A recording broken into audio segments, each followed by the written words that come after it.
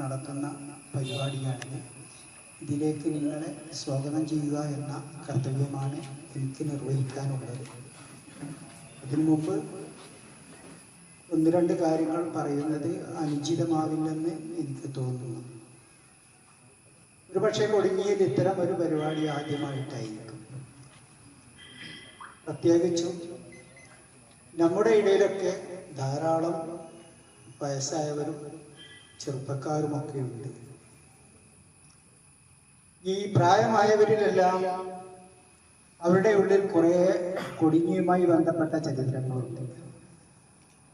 പക്ഷെ ആ ചരിത്രങ്ങൾ ആ പ്രായമായവരോട് കൂടി അതും അവസാനിക്കുകയാണ് ചെയ്യുക.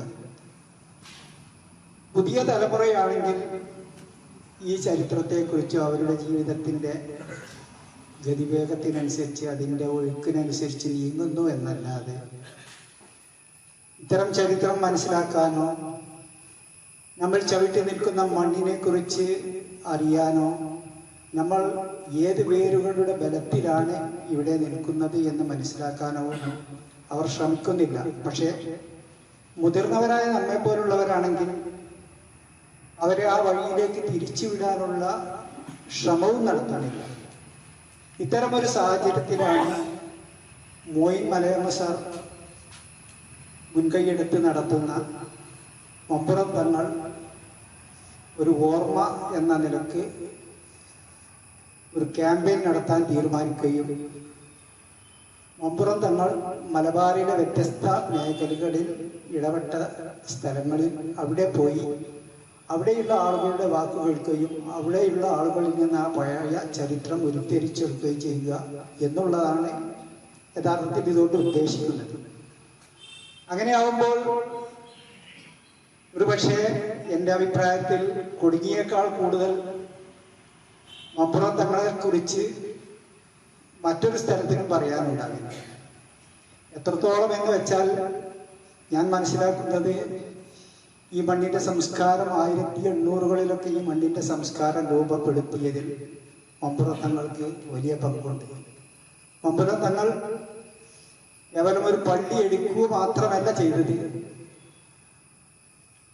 അവിടെയുള്ള ആളുകളെ ചേർത്ത് പിടിച്ചുകൊണ്ട് ഹിന്ദു മുസ്ലിം വ്യത്യാസമില്ലാതെ അവിടെയുള്ള ആളുകളെ ചേർത്ത് പിടിച്ചുകൊണ്ട് ഒരു നല്ല സംസ്കാരത്തോടു കൂടി ജീവിക്കാൻ അവർക്ക് ഒരു വിത്തിട്ട് കൊടുക്കുക എന്ന് പറയുന്ന രീതിയിൽ അതിലേക്ക് അവരെ തിരിക്കുകയാണ്. അത് വളർന്നു വന്നതാണ് യഥാർത്ഥത്തിൽ ഇന്നത്തെ കൊടിഞ്ഞി. പക്ഷെ ഈ ചരിത്രം പല രീതിയിലും പലരുടെയും മനസ്സിലുണ്ടാവും. മമ്പുറം തങ്ങളുടെ കഥകൾ ചെറിയ ചെറിയ നുറുങ്ങുകളായി ഓരോ മനസ്സിലും ഉണ്ടാവും. പക്ഷെ ഞാൻ ഇതിനെപ്പറ്റി അന്വേഷിച്ചപ്പോൾ എനിക്ക് മനസ്സിലായൊരു വസ്തുത, ഇത് എത്രത്തോളം വൈകുന്നു അത്രത്തോളം തന്നെ നമ്മൾ മമ്പുറം തങ്ങളുമായി അകന്നു പോകുമായി. കാരണം മിക്കവാറും ഈ ചരിത്രങ്ങളൊക്കെ ഉറങ്ങിക്കിടക്കുന്ന യഥാർത്ഥത്തിൽ പ്രായമായവരുടെ മനസ്സിലാണ്. ഈ കാര്യങ്ങളുമായി ബന്ധപ്പെട്ട് ഡസൻ കണക്കിന് പ്രായമായവരെ ഞാൻ പോയി കാണുകയും അവരോട് ഈ കാര്യങ്ങളൊക്കെ സംസാരിക്കുമ്പോൾ അവരുടെ ശാരീരികമായ അസ്ഥിത കാരണം അവർക്ക് വരാൻ പറ്റാത്തൊരവസ്ഥയുമുണ്ട്. അവിടെ വന്ന് അവരോട് സംസാരിക്കുന്നതിൽ കുഴപ്പമൊന്നുമില്ല. പക്ഷെ അതേ സമയത്ത് ശാരീരികമായി 80-90 വയസ്സുള്ള ആളുകളാണ്. അതുകൊണ്ട് അത്തരം ആളുകളോട് അവരുടെ ഈ പ്രശ്നങ്ങൾക്കിടയിലും എങ്ങനെയെങ്കിലും എത്തപ്പെടാൻ വേണ്ടി പറഞ്ഞിട്ടുണ്ട്. അതിൽ പലരും ഇവിടെ എത്തിയിട്ടുമുണ്ട്. ഏതായാലും ഇത്തരം ഒരു പരിപാടി കൊണ്ട് ഉദ്ദേശിക്കുന്നത് ഈ തലമുറ ഈ പ്രായമായവർ വിട്ടേച്ചു പോയ ഉള്ളിലുള്ള ആ ചരിത്രം പുതിയ തലമുറക്ക് ബോധ്യപ്പെടുത്തി കൊടുക്കുക. കുറച്ചെങ്കിലും ആളുകൾ അത്തരം ചരിത്രം പഠിക്കാൻ ഉദ്ദേശിക്കുന്നവരുണ്ട്. അതുകൊണ്ട് തന്നെ അവർക്ക് ഇതുകൊണ്ട് വല്ലതും ലഭിക്കുമെങ്കിൽ അതും സംതൃപ്തിയായി. ഏതായാലും ഇത്തരം ഒരു പരിപാടി സംഘടിപ്പിക്കാൻ കാരണമായ മോയിൻ മലയമ്മയെ പ്രത്യേകം ഞാൻ അഭിനന്ദിക്കുന്നു. അദ്ദേഹത്തോടുള്ള നന്ദിയും കടപ്പാടും ഞാൻ രേഖപ്പെടുത്തുകയാണ്. അതുപോലെ തന്നെ ഈ പരിപാടി ഏറ്റെടുത്ത് നടത്താൻ ആദ്യമായി ഇവിടെ വന്നപ്പോൾ അത് മൈക്കൊടിഞ്ഞിയുമായി ബന്ധപ്പെട്ട്, സത്യത്തിൽ ഇത് മഹല്ല് കമ്മിറ്റിയുമായി ബന്ധപ്പെട്ട് ചേർത്ത് നടത്തേണ്ട പരിപാടിയായിരുന്നു. അപ്പൊ അതുകൊണ്ട് തന്നെ സംഗതിവശാൽ അത്രമാത്രം പറയാം. സംഗതിവശാൽ ഈ സംഗതി ഞാൻ ആദ്യമായി മൈക്കൊടിഞ്ഞിയാണ് അനുഭവിച്ചത്. മൈക്കൊടിഞ്ഞി സാംസ്കാരിക രംഗത്തൊക്കെ പല വേറിട്ട പരിപാടികളും നടത്തി ശ്രദ്ധേയമായ ഒരു വാട്സപ്പ് ഗ്രൂപ്പാണ്. മറ്റു വാട്സപ്പ് ഗ്രൂപ്പുകളെ പോലെയല്ല. അതുകൊണ്ട് തന്നെ വൈസ് കോഡിങ്ങിയെ ഉപയോഗപ്പെടുത്തിക്കൊണ്ട് ഇത് നടത്താൻ ഉദ്ദേശിച്ചപ്പോൾ അവർ ആദ്യ പറച്ചിലിൽ തന്നെ അവരല്ലാതെ അത് അംഗീകരിക്കുകയും അതിനുവേണ്ട അപ്പോൾ തന്നെ ഈ സ്ഥലം കണ്ടെത്തുകയും അങ്ങനെ അതിനുവേണ്ടിയുള്ള എല്ലാ പ്രവർത്തനങ്ങളും മുന്നോട്ട് നീങ്ങിക്കുമ്പോൾ പിന്നെ മഹല്ല് കമ്മിറ്റിയെ പിന്നീട് ഞാൻ അറിയിക്കുകയാണ് ചെയ്തത്. ഏതായാലും ഈ പരിപാടി ഞാൻ കൂടുതൽ പറയുന്നില്ല. ഈ പരിപാടിയുടെ സ്വാഗതം ആശംസിക്കുക എന്ന് മാത്രമാണ് എൻ്റെ കടമ. ഇത് ഉദ്ഘാടനം ചെയ്യുന്നത് ബഹുമാനപ്പെട്ട നമ്മുടെ പഞ്ചായത്ത് പ്രസിഡന്റിനെ പരിചയപ്പെടുത്തേണ്ട ആവശ്യമില്ല. പഞ്ചായത്ത് പ്രസിഡന്റ് ആകുന്നതിന് മുമ്പും അതിനുശേഷവും അദ്ദേഹത്തെ എല്ലാവരും അറിയും. എല്ലാവരുമായി ബന്ധമുള്ള വ്യക്തിയാണ്. അദ്ദേഹത്തെ ഈ പരിപാടിയിലേക്ക് ഹാർദമായി സ്വാഗതം ചെയ്യുകയാണ്. അതുപോലെ ഈ പരിപാടിയുടെ ജീവനാടിയായ ബഹുമാനപ്പെട്ട ഡോക്ടർ മൊയ്ൻ മലയമ്മയെ അറിയാത്തവരുണ്ടായില്ല. ഇവിടെ പലരും മൊയ്ൻ മലയമ്മയെ പരിചയമുള്ളവരാണ് ഇവിടെ വന്ന് ചോദിച്ചപ്പോഴുള്ളത്. ഏതായാലും അദ്ദേഹത്തിൻ്റെ പ്രൊഫൈലൊന്നും ഞാൻ ഇവിടെ പറയേണ്ട ആവശ്യമില്ലാതെ തന്നെ അത് വ്യക്തമാണ്. അതുകൊണ്ട് തന്നെ അദ്ദേഹത്തെയും ഈ പരിപാടിയിലേക്ക് ഹാർദമായി സ്വാഗതം ചെയ്യുന്നു. തങ്ങൾ അവരുടെ ഇടപെടലുകളിലൂടെ തങ്ങളുടെ ഒരു തർബീയത്തിലൂടെ സ്വന്തമാക്കും. എന്നിട്ട് അവരുടെ സ്വാധീനത്തിലൂടെ ആ നാട്ടിലെ ഇസ്ലാമിക പ്രവർത്തനങ്ങൾക്ക് നേതൃത്വം നൽകും. എന്നിട്ട് ആ മൂപ്പനോട് അന്ന് പറയുന്നുണ്ട്, നിങ്ങൾ കാനാഞ്ചേരി പള്ളി പോയിട്ട് നന്നാക്കണം, അത് ശോഷിച്ച് കിടക്കുന്ന പള്ളിയാണ്. എന്നിട്ട് മറ്റൊരു സ്ഥലത്ത് പോയിട്ട് നിങ്ങൾ പള്ളി ഉണ്ടാക്കണം. അപ്പൊ ഇവരുടെ സ്വാധീനം ഉപയോഗിച്ച് ആ നാടുകളിലൊക്കെ പള്ളികൾ ഉണ്ടാക്കും. ശേഷം തങ്ങൾ ഇവിടെ നിന്ന് അവിടേക്ക് കാളിമാരെ നിയമിച്ചു കൊടുക്കും. നമുക്കറിയാം, പൊന്മുണ്ടം കാളിയാണെങ്കിലും കൊടിഞ്ഞി കാളിയാണെങ്കിലും ഒക്കെ ഈ കൊടിഞ്ഞിപ്പള്ളിയോട് പോലും തങ്ങൾ ഓരോ ദേശത്തെ തങ്ങളുടെ സാമൂഹിക രൂപീകരണ പ്രക്രിയയിൽ ഏറ്റവും പ്രധാനപ്പെട്ട ഘടകമാണ്. ഒരു നാട്ടിലേക്ക് പോയാൽ നമുക്ക് ജന്മികൾ എന്ന് പറയാൻ പറ്റില്ലെങ്കിലും നാട്ടുമൂപ്പന്മാരെ തങ്ങൾ സ്വന്തമാക്കും. ഇപ്പൊ കൊടിഞ്ഞി ഞാൻ അറിഞ്ഞതനുസരിച്ച് നിങ്ങൾക്കത് കറക്റ്റ് ചെയ്യാവുന്നതാണ്. കൊടിഞ്ഞിയിലേക്ക് വരുമ്പോൾ തങ്ങൾ ഇവിടെ അങ്ങനെ ഒരു നാട്ടുമൂപ്പനെ കാണുന്നില്ല. അങ്ങനെയാണ് തങ്ങൾ ഇവിടെ നമ്മുടെ പരപ്പനങ്ങാടിയിലെ ചിറമംഗലത്ത് നിന്ന് ഒരാളെ കൊണ്ടുവരിക, അവിടുത്തെ ഒരു മൂപ്പനെ എന്ന് കൊണ്ടുവന്നിട്ട് ഇവിടെ സെറ്റിലാക്കുന്നു.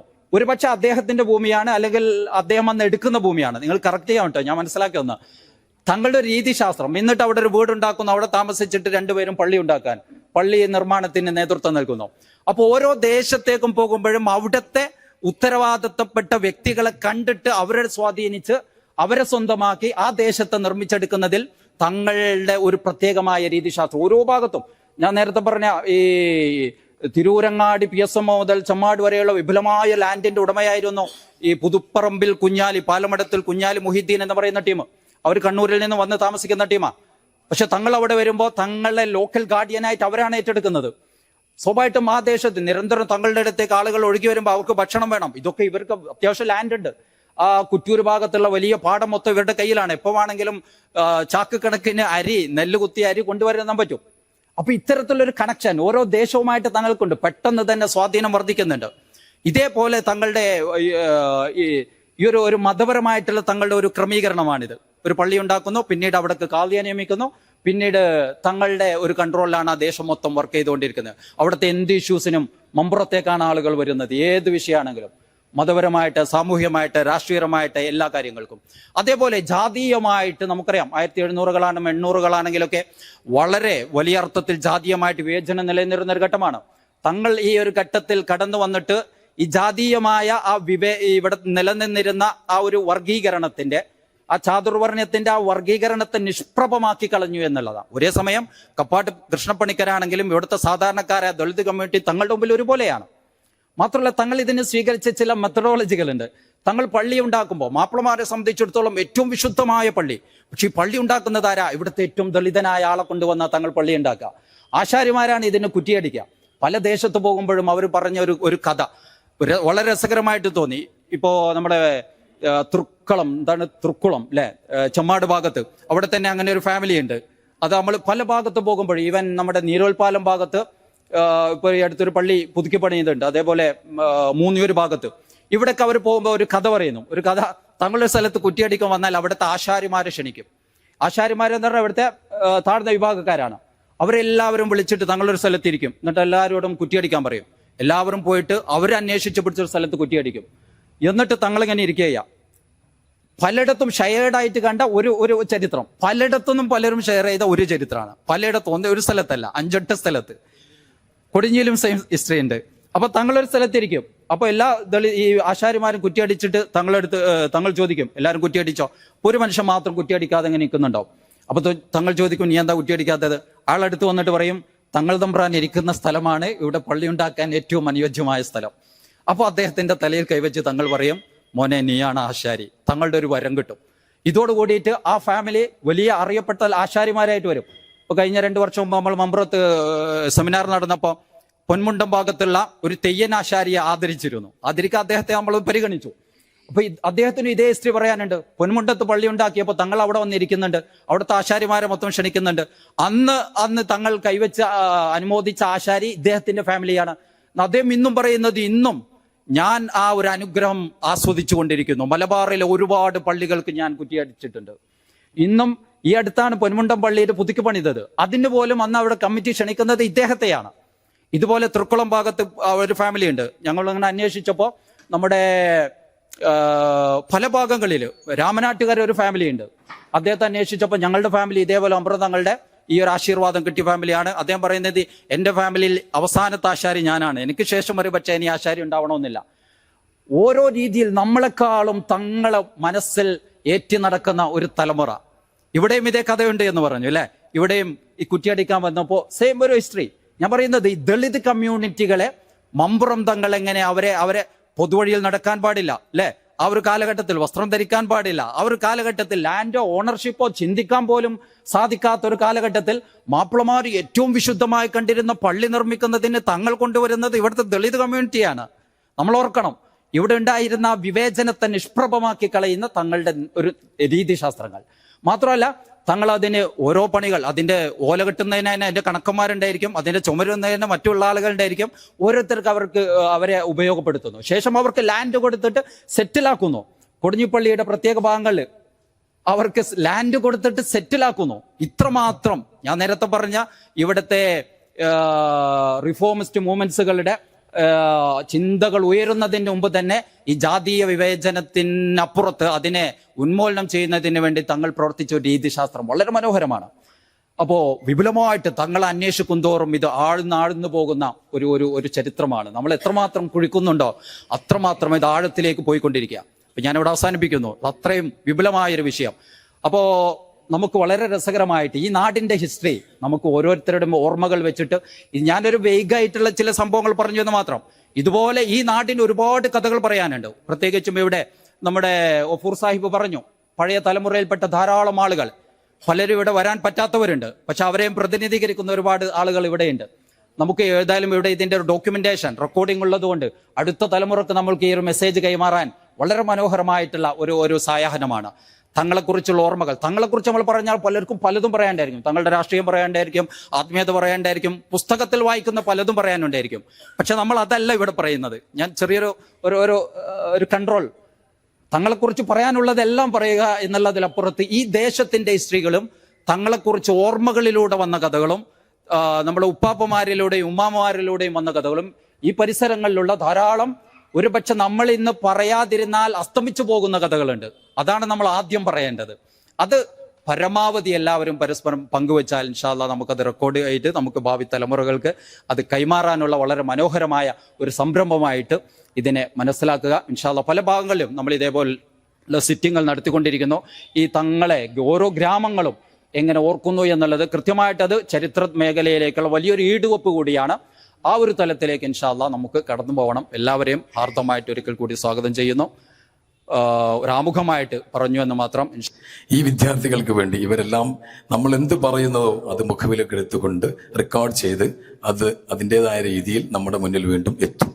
മമ്പ്രന്തങ്ങൾ ആരായിരുന്നു എന്ന് അടുത്ത തലമുറക്ക്, നമ്മൾ അസ്തമിച്ചാൽ, നമ്മൾ മരിച്ചാൽ, നമ്മൾ മരണപ്പെട്ടാൽ നമ്മുടെ ശേഷം വരുന്ന തലമുറക്ക് മമ്പ്രന്തങ്ങളെ മറക്കാതിരിക്കാൻ, സ്മരിക്കാൻ വേണ്ടി ഇവർ തയ്യാറാക്കുന്ന ഈ ഒരു പദ്ധതിയിൽ കൊടിഞ്ഞിയിലെ നല്ലവരായ ഈ ജനങ്ങൾ പങ്കാളികളാവുക എന്നുള്ളതാണ്. ഈ ഡോക്യുമെന്റേഷന്റെ അനിവാര്യമായ വിവരശേഖരണം നടക്കേണ്ടത് മങ്പ്രബന്ധങ്ങളുമായി ബന്ധപ്പെട്ട അല്ലെങ്കിൽ തന്നെ ഓർമ്മകൾ നിലനിൽക്കുന്ന ആ കാര്യങ്ങൾ സംസാരിക്കാൻ വേണ്ടിയിട്ടാണ്. ഞാനൊക്കെ ചരിത്ര പുസ്തകങ്ങളിലൂടെ ചരിത്രം പഠിച്ച ഒരാളാണ്. അതുകൊണ്ട് അത്തരം കാര്യങ്ങൾ ഞാൻ സംസാരിക്കുന്നില്ല. ഈ പറയേണ്ടത് ബാക്കി ആളുകളാണ്.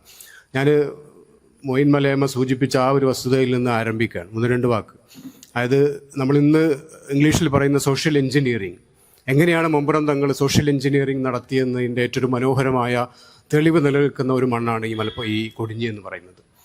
ആ ബഹുസ്വര സംസ്കാരത്തിൻ്റെ, മാനവിക സംസ്കാരത്തിൻ്റെ ഏറ്റവും ഉജ്ജ്വലമായ മാതൃകകൾ ലോകത്തിന് സമ്മാനിച്ചുകൊണ്ട് ഇന്ന് നിലനിൽക്കുന്ന കൊടിഞ്ഞിപ്പള്ളിയിൽ അതിൻ്റെ ഇവിടെ നിലനിൽക്കുന്ന ഇതര സമുദായങ്ങൾക്ക് ആ പള്ളിയുടെ പ്രവർത്തനങ്ങളിൽ നിയമപരമായ അവകാശം നൽകിയ വേറെ ഏതെങ്കിലും പ്രദേശമുണ്ടോ എന്ന് സംശയമാണ്. മൊയ്മലയമക്ക് അന്വേഷിക്കാവുന്നതാണ്. അപ്പോൾ സോഷ്യൽ എഞ്ചിനീയറിംഗ് എങ്ങനെയാണ് നമ്മൾ ഇന്ന് ഇംഗ്ലീഷിൽ പറയുന്ന സോഷ്യൽ എഞ്ചിനീയറിംഗ് ഏതാണ്ട് 200-250 കൊല്ലം മുമ്പ് മമ്പുറതങ്ങൾ എങ്ങനെയാണ് പ്രായോഗികമായി നമുക്ക് കാണിച്ചു തന്നത് എന്നതിൻ്റെ ഏറ്റവും അടിസ്ഥാനപരമായ വിവരങ്ങൾ നിലനിൽക്കുന്ന, അതിൻ്റെ ചരിത്രം ഉറങ്ങിക്കിടക്കുന്ന ഒരു മണ്ണാണ് കൊടിഞ്ഞി എന്ന് പറയുന്നത്. അത് അന്വേഷിക്കണമെന്നാണ് ഈ റിസർച്ച് ഇൻസ്റ്റിറ്റ്യൂട്ടിനോട് എനിക്ക് പറയാനുള്ളത്. അതുപോലെ തന്നെ മമ്പുറതങ്ങൾ നമ്മൾ ഈ സൂഫി പാരമ്പര്യത്തിൽ വളർന്നു വന്ന ഒരു പണ്ഡിതൻ എന്ന നിലക്ക്, അതുപോലെ ഈ സൂഫി പാരമ്പര്യം എന്ന് പറയുമ്പോൾ നമ്മുടെ ഈ കേരളത്തിൻ്റെ മണ്ണിലേക്ക് വിദേശ ആധിപത്യം വന്ന അന്നു മുതൽ പോരാട്ടത്തിൻ്റെ വളരെ വലിയൊരു ശൃംഖല ഉദ്ഘാടനം ചെയ്തത് ഇവിടുത്തെ മുസ്ലിം സമൂഹമായിരുന്നു. ആ മുസ്ലിം സമൂഹത്തോടൊപ്പം നിൽക്കുന്നത് ഇവിടെയുള്ള താഴ്ന്ന ജാതിക്കാരും ഇവിടെയുള്ള ഇതര മതസ്ഥരുമായിരുന്നു. 1498 വാസ്കോഡഗാമ ഇവിടെ ഇറങ്ങുന്ന മുതൽ അന്ന് മുതൽ ആരംഭിച്ച പോരാട്ടത്തിൻ്റെ വളരെ സുദീർഘമായ ഒരു പാരമ്പര്യം ഇവിടുത്തെ പണ്ഡിതന്മാർ, സൂഫി പണ്ഡിതന്മാർ നടത്തിയിട്ടുണ്ട്. അത് അന്നു മുതൽ മലബാറിൽ നിന്ന് മാത്രമല്ല, ലോകത്തിൻ്റെ വിവിധ ഭാഗങ്ങളിൽ സൂഫി പണ്ഡിതന്മാരുടെ പോരാട്ട പ്രസ്ഥാനങ്ങൾ ചരിത്രത്തിൽ രേഖപ്പെട്ട് കിടക്കുന്നുണ്ട്. അതിനൊക്കെ ഏറ്റവും ഉജ്ജ്വലമായ മാതൃകകൾ നൽകിയ ഒരു പണ്ഡിതനാണ് മമ്പുറന്തങ്ങൾ എന്ന് പറയുന്നത്. നമ്മൾ അറിയപ്പെടുന്ന പോലെ തൂഫത്തുൽ മുജാഹിദീൻ എഴുതുന്നതിൻ്റെ ഏതാണ്ട് 50 വർഷം മുമ്പ് ഷെയ്ഖ് സൈനുദ്ദീൻ മഖ്ദൂമിൻ്റെ ഒന്നാമൻ തഹരീദ് എന്ന് പറയുന്ന പോരാട്ട പുസ്തകം എഴുതിയിട്ടുണ്ടായിരുന്നു. നമ്മൾ തൂഫത്തുൽ മുജാഹിദിനെ കുറിച്ചാണ് നമ്മൾ എല്ലാവരും സംസാരിക്കാറുള്ളത്. തൂഫത്തുൽ മുജാഹിദീൻ എഴുതുന്ന ഏതാണ്ട് 50 വർഷം മുമ്പ് തഹരീദ് എഴുതിക്കൊണ്ട് ഇവിടെയുള്ള പോരാട്ട പ്രസ്ഥാനങ്ങൾക്ക്, ആവശ്യങ്ങൾക്ക് വേണ്ടിയിട്ട് ഇവിടെ സാധാരണക്കാരായ ജനങ്ങളെ നേതൃത്വം നൽകാൻ ഇവിടുത്തെ പണ്ഡിതന്മാരുണ്ടായിരുന്നു. ആ പണ്ഡിതന്മാരുടെ ഒരു പാരമ്പര്യം ഇന്നും മലപ്പുറത്ത് മുസ്ലിങ്ങൾ കൊണ്ടു നടക്കുന്നുണ്ട്. അപ്പം അതിന് ഏറ്റവും ഞാൻ പറയുന്ന അതിൻ്റെ അടിസ്ഥാനപരമായ ജീവിക്കുന്ന മാതൃകകൾ, സോഷ്യൽ എഞ്ചിനീയറിംഗിൻ്റെ ജീവിക്കുന്ന മാതൃകകൾ നിലനിൽക്കുന്ന ഒരു പ്രദേശമാണ് കൊടിഞ്ഞി. ആ പ്രദേശത്തിൻ്റെ ആ കൺസെപ്റ്റിനെ കുറിച്ച് മലയമ്മയുടെ സൂചിപ്പിച്ച പോലെ ഒരുപാട് രംഗത്തെക്കുറിച്ച് ചർച്ചകൾ നടന്നിട്ടുണ്ടാവും. പക്ഷേ മമ്പുറന്തങ്ങൾ എങ്ങനെയാണ് സോഷ്യൽ എഞ്ചിനീയറിംഗ് നടത്തിയതിനെ കുറിച്ചുള്ള വളരെ ഗഹനമായ ഒരു പഠനം ഈ ഇൻസ്റ്റിറ്റ്യൂട്ട് ഏറ്റെടുക്കണമെന്നും അതിൻ്റെ ശാസ്ത്രീയമായ പഠനത്തിലൂടെ അത് റെക്കോർഡ് ചെയ്യപ്പെടണമെന്നും കൂടി ഞാൻ ഓർമ്മിപ്പിക്കുകയാണ്. ബാക്കി ഈ കാര്യങ്ങൾ ഇവിടെ സംസാരിക്കേണ്ടത് അതിനുള്ള അനുഭവങ്ങളാണ് ഇവിടെ പറയേണ്ടത്. അതുകൊണ്ട് ചരിത്ര പുസ്തകത്തിൽ പഠിച്ച ചരിത്രം ഞാൻ ഇവിടെ വിശദീകരിക്കുന്നില്ല. ബാക്കിയുള്ളവർ സംസാരിക്കാൻ വേണ്ടിയിട്ട് ഞാൻ വേദി ഒഴിയുന്നു. അസ്സലാമു അലൈക്കും. മമ്പുറം സയ്യിദ് അലവി മൗലദവില തങ്ങളവരെ കുറിച്ച് നേരത്തെ ഇവിടെ പറഞ്ഞ പോലെ തന്നെ ചരിത്രത്തിൽ നിന്ന് പഠിച്ച വിവരങ്ങളാണ് എനിക്ക് കൂടുതലുള്ളത്. പിന്നെ കൊടിഞ്ഞിയിലെ ഇപ്പോൾ മമ്പുറം തങ്ങളെ കണ്ടവരോ അവരെ കണ്ടവരായിട്ട് ആരും ജീവിച്ചിരിപ്പില്ല. അതിനുശേഷമുള്ള പുതിയ തലമുറകളാണ് ഇപ്പോൾ ജീവിച്ചിരിപ്പുള്ളത്. ഇപ്പോൾ നമ്മുടെ, അതായത് ഞാൻ താമസിക്കുന്നതിൻ്റെ അടുത്തുള്ള ചില ഭാഗങ്ങളിൽ നേരത്തെ മലയമ്മ പറഞ്ഞ പോലെ തങ്ങൾ ഓരോ ഫാമിലിയിലും ബന്ധമുണ്ടായിരുന്നു. അതിലുള്ള 1-2 ഫാമിലികളിൽ ആ തങ്ങളുടെ ആ ബന്ധത്തെക്കുറിച്ച് ചെറിയ 1 കാര്യങ്ങളാണ് ഞാൻ പറയുന്നത്. അപ്പോൾ അവിടെ കേക്കില്ലത്ത് എന്ന് പറയുന്നൊരു വീടുണ്ട്. അവിടെ അവർ ശരിയായ ഇനീഷ്യൽ പാട്ടശ്ശേരി എന്നാണ്. ആ വീട്ടിൽ തങ്ങൾ സ്ഥിരമായി വരികയും അവിടുന്ന് നിസ്കരിക്കുകയും ഒക്കെ ചെയ്തിരുന്നുണ്ട്. അപ്പോൾ ആ സമയത്ത് തങ്ങളുടെ ഒരു ഉറുമാല് പറയുമ്പോൾ ഇന്ന് നമ്മൾ ടവൽ എന്ന് പറയുന്നത് അതോടെ മറന്നു വെച്ച് പോയതാണോ അതോ തങ്ങൾ അവർക്ക് സമ്മാനിച്ചതാണെന്ന് അറിയില്ല. ഇപ്പോഴും ആ വീട്ടുകാർ അത് ഒരു പൈതൃകമായി അവിടെ സൂക്ഷിക്കുന്നുണ്ട്. അവരുടെ വീട്ടിൽ എന്തെങ്കിലും ഒരു പുണ്യകാര്യങ്ങളൊക്കെ ഉണ്ടാകുമ്പോൾ ആ സഹസിൽ ആ പെട്ടി അതുപോലെ തന്നെ ഉണ്ട്. നല്ലൊരു പെട്ടിയിൽ പഴയ കാലത്ത് നമ്മൾ ഈ ആഭരണങ്ങളൊക്കെ വെച്ചിരുന്നൊരു പെട്ടി ഉണ്ടല്ലോ, അതുപോലത്തെ ഒരു പെട്ടിയിൽ സൂക്ഷിച്ച് ഒരുപാട് പേപ്പറുകൾ പൊതിഞ്ഞ് നല്ല ഭംഗിയായി സൂക്ഷിച്ചു. ചില പ്രത്യേക വിശേഷ ദിവസങ്ങളിൽ അവരത് കൊണ്ടുവന്ന് ചടങ്ങിൽ വെക്കും, തുറന്ന് എല്ലാവരെയും കാണിക്കും. അങ്ങനെ ഒരു അവസരത്തിൽ എനിക്കത് കാണാനുള്ളൊരു അവസരം കിട്ടിയിട്ടുണ്ട്.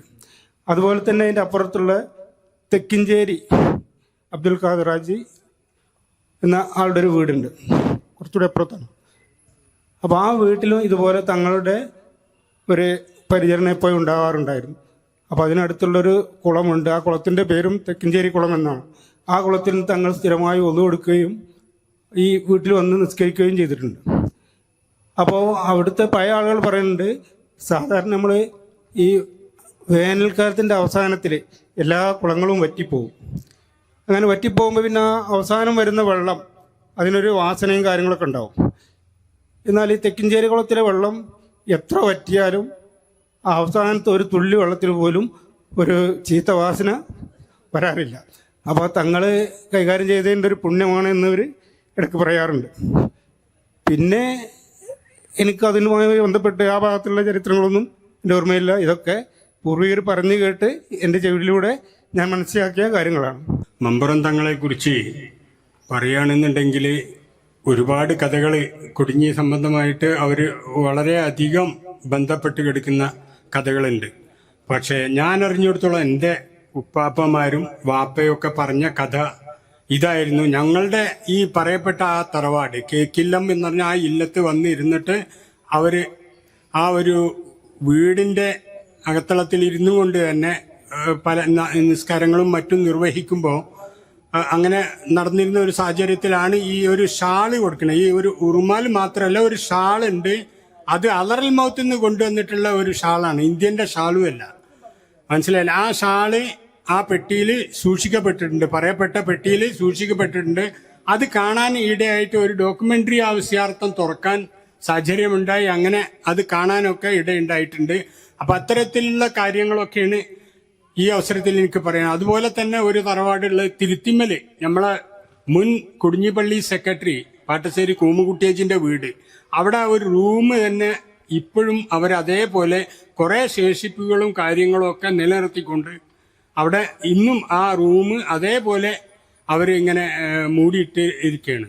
അങ്ങനത്തെ ഒന്ന് രണ്ട് അനുഭവങ്ങളൊക്കെ ഉണ്ടായിട്ടുണ്ട് നമ്മളെ കുടുംബമായിട്ട് ബന്ധപ്പെട്ടുകൊണ്ട്. പിന്നെ ഈ നാട്ടിൽ ഉണ്ടാക്കിയിട്ടുള്ള വിപ്ലവകരമായിട്ടുള്ള ഒരു സാഹചര്യങ്ങൾ ഇപ്പം മൊയിൻ സാഹിബ് വിവരിക്കുകയുണ്ടായല്ലോ, അതൊക്കെ തന്നെയാണ് ഏറെക്കുറെയൊക്കെ. അതുകൊണ്ട് അത് വീണ്ടും ആവർത്തിക്കാൻ ഞാൻ ആഗ്രഹിക്കുന്നില്ല.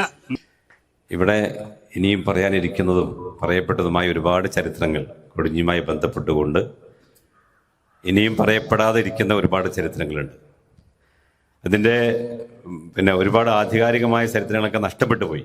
കാരണം തലമുറകൾ മാറുകയാണ്. ഏതാണ്ട് 1700 അവസാനത്തെ ജീവിച്ചിരുന്ന ഒരു മഹാനെ സംബന്ധിച്ച് നമ്മൾ രണ്ട് നൂറ്റാണ്ടുകൾക്ക് ഇപ്പുറം ചർച്ച ചെയ്യുമ്പോൾ സ്വാഭാവികമായിട്ടും അതിൻ്റെ ശേഷിപ്പുകളൊക്കെ ഒരുപാട് നഷ്ടപ്പെട്ടു പോയിണ്ടാവും. അതൊരു വലിയ നഷ്ടമാണ്. നമ്മളെ നാടിനെ സംബന്ധിച്ച് വീണ്ടെടുക്കാനാവാത്തൊരു നഷ്ടമാണ്. എനിക്ക് ഈ ഹെറിറ്റേജ് ഇൻസ്റ്റിറ്റ്യൂട്ടിനോടും മൊയിൻ സാഹിബിനോടൊക്കെ പറയാനുള്ളത്, ഇപ്പം ഇവിടെ വന്നിരിക്കുന്ന ആളുകൾ ഒരുപക്ഷെ 2ാമത്തെയോ 3ാമത്തെയോ തലമുറയിൽപ്പെട്ട ആളുകളായിരിക്കുമല്ലോ. അപ്പം ഇതിൻ്റെ മുൻ തലമുറകൾ ഇപ്പോഴും മരിച്ചു പോവാത്ത ഓർമ്മകൾ ശേഷിക്കുന്ന ആളുകളുണ്ടാകും. അപ്പം നമ്മുടെ വിദ്യാർത്ഥികളിൽപ്പെട്ട ആളുകൾക്ക് അവരെ സമീപിച്ച് അവർക്ക് ഇവിടെ വരാൻ പറ്റിക്കോളുന്നില്ല. ഒരുപക്ഷെ 2-5 മിനിറ്റ് കൊണ്ട് അവർക്ക് ഈ പരിപാടി അല്ലെങ്കിൽ ഈ സംസാരം നടത്താൻ സാധിച്ചോളൊന്നുമില്ല. അപ്പം അത്തരം ആളുകളെ വീട്ടിൽ പോയി കണ്ട് സംസാരിച്ച് സമയമെടുത്ത് അവരുടെ രേഖകളും ശേഷിപ്പുകളും ഒക്കെ മനസ്സിലാക്കി അതിൻ്റെ ചിത്രങ്ങളും ഡോക്യുമെന്റ് ചെയ്താൽ അത് വലിയ ശേഷിപ്പായിരിക്കും എന്നാണ് എനിക്ക് മനസ്സിലാകുന്നത്. നമ്മളെ സംബന്ധിച്ച് കൊടിഞ്ഞിപ്പള്ളി എന്നുള്ള ഒരു വലിയ ഏകകത്തിലേക്ക് നമ്മളെ കൊടിഞ്ഞിയെ മൊത്തം ഏകോപിപ്പിച്ച ഒരു മഹാനാണ് തങ്ങൾ. ഇപ്പോഴും കൊടിഞ്ഞിപ്പള്ളിയെ സംബന്ധിച്ച് കൊടിഞ്ഞിയുടെ ഒരു 4000-ത്തിലധികം ആളുകൾ താമസിക്കുന്ന ഒരു വലിയ പ്രദേശത്തിന്റെ കേന്ദ്രബിന്ദുവാണ്. അതങ്ങനെ ആവുന്നത് കൊടിഞ്ഞിപ്പള്ളിയിൽ തങ്ങൾ കുറ്റിയടിക്കുകയും അതിനെ കേന്ദ്രമാക്കി തീർക്കുകയും ചെയ്തു എന്നുള്ളത് കൊണ്ടാണ്. പക്ഷേ ഇനിയും രേഖപ്പെടുത്താത്ത ഒരുപാട് ചരിത്രങ്ങൾ ഉള്ളതിനെ എങ്ങനെയെങ്കിലും ചികഞ്ഞെടുത്ത് ആരോട് സംസാരിച്ച്, ഒരുപക്ഷെ എനിക്ക് തോന്നുന്നു ഇതിങ്ങനൊരു പരിപാടി കൊടിഞ്ഞിയിൽ ആദ്യമായിട്ടാണ്. അപ്പൊ ഇതിന്റെ തുടർച്ച നഷ്ടപ്പെടാതെ, ഇതൊരു അവസാനത്തെ പരിപാടിയായി മാറാതെ, തുടർച്ച നഷ്ടപ്പെടാതെ ആളുകളോട് സംസാരിക്കാനുള്ള എന്തെങ്കിലും ഒരു സംവിധാനം, അതിന് പ്രാദേശികമായ സഹായങ്ങളൊക്കെ നിങ്ങൾ വേണമെങ്കിൽ നൽകും. പക്ഷേ അതിനെ ഒരു ഔദ്യോഗിക സ്വഭാവത്തിലാക്കുവാൻ ഹെറിറ്റേജ് ഫൗണ്ടേഷനും മറ്റുമൊക്കെയാണ് സാധിക്കുക. അവരോടുള്ള റിക്വസ്റ്റാണ്. അല്ലാതെ ചരിത്രപരമായ സംഗതികൾ പറയാൻ ഞങ്ങളുടെ തലമുറയ്ക്ക് സാധിക്കില്ല. സ്വാഭാവികമായിട്ടും പഴയ തലമുറയിൽ കേട്ടുകേൾവി വരുന്ന ഒരുപാട് കാര്യങ്ങൾ അങ്ങനെ കേട്ടിട്ടുണ്ട്. ഞങ്ങളുടെ തൊട്ടടുത്ത് കുറച്ച് തങ്ങന്മാർ താമസിച്ചിരുന്നു. അവരിപ്പോൾ അവിടെ ഇല്ല, അവരിവിടുന്ന് പോയി. അവരുടെ ഉപ്പാനെ കുറിച്ച് പറഞ്ഞു കേട്ടിട്ടുള്ളത്, അദ്ദേഹം മലബാർ സമരത്തിൽ കാര്യമായി പങ്കെടുത്ത ഒരാളായിരുന്നു. അദ്ദേഹത്തെ പിടിക്കാൻ വേണ്ടി പോലീസുകാർ വരികയും പോലീസിന് പിടികൊടുക്കാതെ രക്ഷപ്പെടുന്ന സമയത്ത് തൊട്ടടുത്ത് അദ്ദേഹത്തെ രക്ഷപ്പെടുത്താൻ വേണ്ടി അവിടെ തെങ്ങിങ്ങനെ തുറന്നുകൊണ്ടിരിക്കുന്ന ഒരു പാവപ്പെട്ട മനുഷ്യൻ ഉടനെ അദ്ദേഹത്തെ തുറന്നിരിക്കുന്ന തെങ്ങിന്റെ തടത്തിലിട്ട് മൂടി അതിന് മേലെ വേലി പടർപ്പുകളും വേലിക്കെട്ടലും കൂടി മേലെ ഇട്ട് രക്ഷപ്പെടുത്തിയ ഒരു കഥ ചെറുപ്പത്തിൽ പറഞ്ഞു കേൾക്കുന്ന. അപ്പൊ ഇങ്ങനെ വാമൊഴിയായിട്ടും ഇങ്ങനെ പറഞ്ഞു കേൾക്കുന്ന ചരിത്രങ്ങളല്ലാതെ ആധികാരികമായ ഒരു സംഭവം ഇതിനെക്കുറിച്ച് നമ്മൾക്ക് ഇല്ല എന്നാണ് ഞാൻ മനസ്സിലാക്കുന്നത്. അപ്പോൾ ഞാൻ പറഞ്ഞതിന് ചുരുക്കതാണ്, അതിനൊരു ആധികാരികത നൽകുവാൻ രേഖാപരമായിട്ടും ഔപചാരികമായിട്ടും ഒരു ഒരു കോളത്തിനകത്ത് ചേർത്ത് പിടിക്കുവാൻ ഹെറിറ്റേജ് ഫൗണ്ടേഷൻ ശ്രമിക്കണമെന്നാണ് ഇതിനെക്കുറിച്ച് ഒരു നിർദ്ദേശം വെക്കാനുള്ളത്. ഇൻഷാ അല്ലാഹ്. മമ്പുറത്തങ്ങൾ അവരെ പറ്റി ഒരുപാട് ആൾക്കാർ ഇവിടെ സംസാരിച്ച് പലർക്കും പല കാര്യങ്ങളും പറയാനുണ്ട്. യഥാർത്ഥത്തിൽ മമ്പുറം തങ്ങളുടെ ജീവിതം തന്നെ ശരിക്കും പറഞ്ഞാൽ കൊടിഞ്ഞുമായി ബന്ധപ്പെട്ടാണുള്ളത്. അങ്ങനെയൊക്കെയാണ് നമ്മൾ കേട്ടിട്ടുള്ളത്. ഇവിടെ വരികയും ഇവിടുത്തെ കൊടിഞ്ഞി പള്ളിക്ക് തറക്കല്ലിടുകയും ചെയ്തത് തങ്ങളവർകളാണ് എന്ന് നമ്മൾ കേട്ടിട്ടുണ്ട്. ഇതൊക്കെ നമ്മൾ കേട്ട വിവരങ്ങളാണ്, നമ്മളാരും കണ്ടിട്ടൊന്നുമില്ല, അറിഞ്ഞിട്ടൊന്നുമില്ല. അവിടെ വന്ന് ഇതേമാതിരി നേരത്തെ ഒരാൾ പറഞ്ഞതുപോലെ ചർമ്മങ്ങലത്ത് നിന്ന് കാര്യപ്പെട്ട പാലക്കാട് കുടുംബത്തിൽപ്പെട്ട ഒരാളെ ഇവിടെ കാരണവരായിട്ട് ഇവിടെ കൊണ്ടുവന്നു എന്നാണ് ചരിത്രം പറയുന്നത്. കാരണം ഇവിടെ വന്നപ്പോൾ ഇവിടെയുള്ള കുടുംബങ്ങളൊക്കെ തമ്മിൽ അടികലശലും കുഴപ്പങ്ങളും തർക്കങ്ങളും നേതൃസ്ഥാനത്തിന് വേണ്ടിയുള്ള മത്സരങ്ങളും ഒക്കെ നടത്തിക്കൊണ്ടിരിക്കുന്ന സന്ദർഭമായിരുന്നു. ആ സന്ദർഭത്തിൽ അതൊക്കെ ഒന്ന് അവസാനിപ്പിക്കാൻ, അതിനൊക്കെ നിയന്ത്രിക്കാൻ പറ്റിയ ഒരാളെ കൊണ്ടുവരണമെന്ന് നിശ്ചയിച്ചുകൊണ്ടാണ് ചർമ്മങ്ങത്തിൽ നിന്ന് കാര്യപ്പെട്ട ഒരാളെ കൊണ്ടുവന്നത്. അവരുടെ കുടുംബ ഭാഗമാണ് പിന്നീട് പാലക്കാട്ട് കുടുംബമായിട്ട് ഇവിടെ കൊടിഞ്ഞത് ഉണ്ടായിട്ടുള്ളത്. അവിടെ ആ കൊടിഞ്ഞ് പിന്നെ പാലക്കാട്ട് തറവാട്ടിൽ ഇരുന്നു കൊണ്ടാണ് തങ്ങളവർകൾ പള്ളിയുടെ നിർമ്മാണമെല്ലാം നിരീക്ഷിച്ചിരുന്നത്, നോക്കിക്കണ്ടിരുന്നത്, നിയന്ത്രിച്ചിരുന്നത് എന്നൊക്കെ ആൾക്കാർ പറയുന്നു. അപ്പം അത് മറ്റ് കാര്യങ്ങളൊന്നും അത്ര എനിക്ക് അറിഞ്ഞുകൂടാ. പാലക്കാട് തറവാട്ടിൽ നമുക്കറിയാം വലിയൊരു റൂമൊക്കെ ഉണ്ടായിരുന്നു. തങ്ങൾ വന്ന് നിന്നിരുന്ന ഒരു പ്രത്യേക റൂമുണ്ടായിരുന്നു, അവിടെ ഇരിക്കുന്ന സ്ഥലം ഉണ്ടായിരുന്നു. അതൊക്കെ നമ്മൾ കണ്ടത്. അവർ ചങ്ങലൊക്കെ ഇട്ട് വലിയ ചങ്ങല കൊണ്ട് ബന്ധിച്ച വലിയൊരു റൂം, ആരും അങ്ങോട്ട് കടക്കാറുണ്ടായിരുന്നില്ല. പക്ഷെ ഞാനൊക്കെ അത് കടന്ന് കണ്ടിട്ടുണ്ട്. അതൊക്കെ പ്രത്യേകം ഇതാക്കി പറഞ്ഞിട്ട് കാണിച്ചു തന്നാണ്. ഞാൻ ചെന്ന് അവിടെ ചെന്നപ്പോൾ ഇതേമാതിരി ആഗ്രഹം പറഞ്ഞ് ഇതിനുള്ളിൽ കിടക്കാൻ പറ്റുമോ എന്നൊക്കെ ചോദിച്ചപ്പോൾ എൻ്റെ പെങ്ങളാണ് അവിടെ ഉള്ളത്. അപ്പം എന്നോട് പെങ്ങൾ ഞാൻ കാണിച്ചു തരാറിഞ്ഞ് എന്നെ ഉള്ളിലൊക്കെ കൊണ്ടുപോയി കാണിച്ചു തന്നിട്ടുണ്ട്. അങ്ങനത്തെ കുറേ ചരിത്രങ്ങൾ മാത്രമേ എനിക്ക് പറയാനുള്ളൂ. ബാക്കിയൊന്നും എനിക്ക് അത്രത്തോളം അറിഞ്ഞുകൂടാ. ഞാൻ എൻ്റെ വെല്ലുമയിൽ നിന്നും അതുപോലെ തന്നെ പി സി ആക്കാൻ്റെ അടുത്തു നിന്നൊക്കെ കേട്ട ഒരു ചരിത്രമാണ്. പഴയ കാലത്ത് നമ്മളെ നാട്ടിൽ മഴ ഇല്ലാതിരിക്കുന്ന സമയത്ത് കൊടിഞ്ഞിക്കാരായ ഇവിടുത്തെ കാരണവന്മാരായ ആളുകൾ മമ്പുറത്തേക്ക് പോവുകയും മമ്പുറത്തുനിന്ന് സിയാറത്ത് കഴിഞ്ഞ് അവിടുന്ന് മൗലൂദൊക്കെ ഓതി തീരണതിന്റെ മുമ്പ് മമ്പുറം മക്കാമിൽ നിന്നൊരു കൊടി താഴ്ന്നു വരും. അങ്ങനെ ആ കൊടി അവരെടുത്തിട്ട്, ഈ കൊടിഞ്ഞിക്കാരായ പോയ ആളുകള് ആ കൊടി എടുത്തിട്ട് ചെണ്ടയും മുട്ടി കൊടിഞ്ഞിലുള്ള പാടവരമ്പുകളിലൂടെ ഒക്കെ പോയി വൈകുന്നേരം ആ കൊടി വീണ്ടും മമ്പുറത്തേക്ക് കൊണ്ടുപോയി വെക്കുകയും അന്ന് രാത്രി നല്ല മഴ പെയ്യും. അത് വർഷങ്ങളോളം നടന്നു. എന്റെ വല്യമ്മാനെ കെട്ടിക്കൊണ്ടിരുന്ന സമയത്ത് വരെ അങ്ങനെ നടന്നിട്ടുണ്ട് എന്നാണ് വല്യമ്മ പറഞ്ഞിട്ടുള്ളത്. അതുകൊണ്ട് ഈ കൂട്ടത്തിലുള്ള പല പ്രായം ചെന്ന ആളുകൾക്കും അത് അറിയാമായിരിക്കും. ഞാൻ കേട്ട ഒരു സംഭവം മാത്രമാണ് പിന്നെ എൻ്റെ അടുത്തുള്ളത്. വിശദമായിട്ടൊന്നും അതിനെക്കുറിച്ച് അറിയില്ല. ആകാംക്ഷയോടുകൂടി കേൾക്കാനിരിക്കുന്നവരുമുണ്ട്. അതിൻ്റെ ഇടയിൽ രസകരമായൊരു സംഗതി എനിക്ക് കഴിഞ്ഞ ദിവസം കിട്ടിയ ഒരു രസകരമായ ഒരു സംഭവം ഇവിടെ വിവരിക്കാൻ ശ്രമിക്കുകയാണ്. ഇവിടെ അതിൻ്റെ പ്രതിനിധിയായി വന്ന ആളാണ് അദ്ദേഹം, ഉണ്ണി അല്ലേ, ഉണ്ണി. അവന് ചെറുളിപ്പറമ്പിൽ നിന്നാണ് യഥാർത്ഥത്തിൽ ഈ മണ്ണാമാര് താമസിക്കുന്ന ഈ സ്ഥലത്തിന് ചരിത്രത്തിൽ പറയപ്പെട്ട ചെറുളിപ്പറമ്പാണ്. അത് സംബന്ധമായിട്ട് ഒരു കഥ ഉണ്ട്. അവൻ്റെ അച്ഛനാണത് പറഞ്ഞത്. അച്ഛന് വരാൻ സാധിക്കാത്തത് കൊണ്ടാണ് അത് സംബന്ധമായിട്ട് ഇപ്പോൾ അവൻ്റെ പാരമ്പര്യത്തിൽ പിന്തുടർന്ന ഉണ്ണി വന്നത്. ഉണ്ണിനെ ഞാൻ ക്ഷണിച്ച് വരുത്തിയതാണ് പ്രത്യേകം. അപ്പോൾ അത് സംബന്ധമായിട്ടൊരു രസകരമായ കഥ എന്താണെന്ന് വെച്ചാൽ, മമ്പുറം തങ്ങളെ കാലത്താണ് ഇവിടെ കുറുമ്പ ഭഗവതി ക്ഷേത്രത്തിൽ ഭഗവതിനെ കുടിയിരുത്തുന്നത്.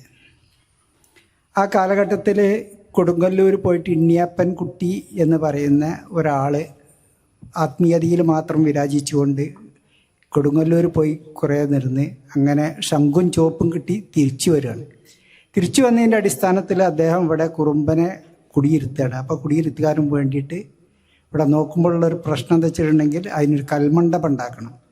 ആ കൽമണ്ഡപത്തിനും വേണ്ടിയിട്ട് കുറേ കല്ലുകൾ വെട്ടിക്കൊടുന്ന് വെച്ചു.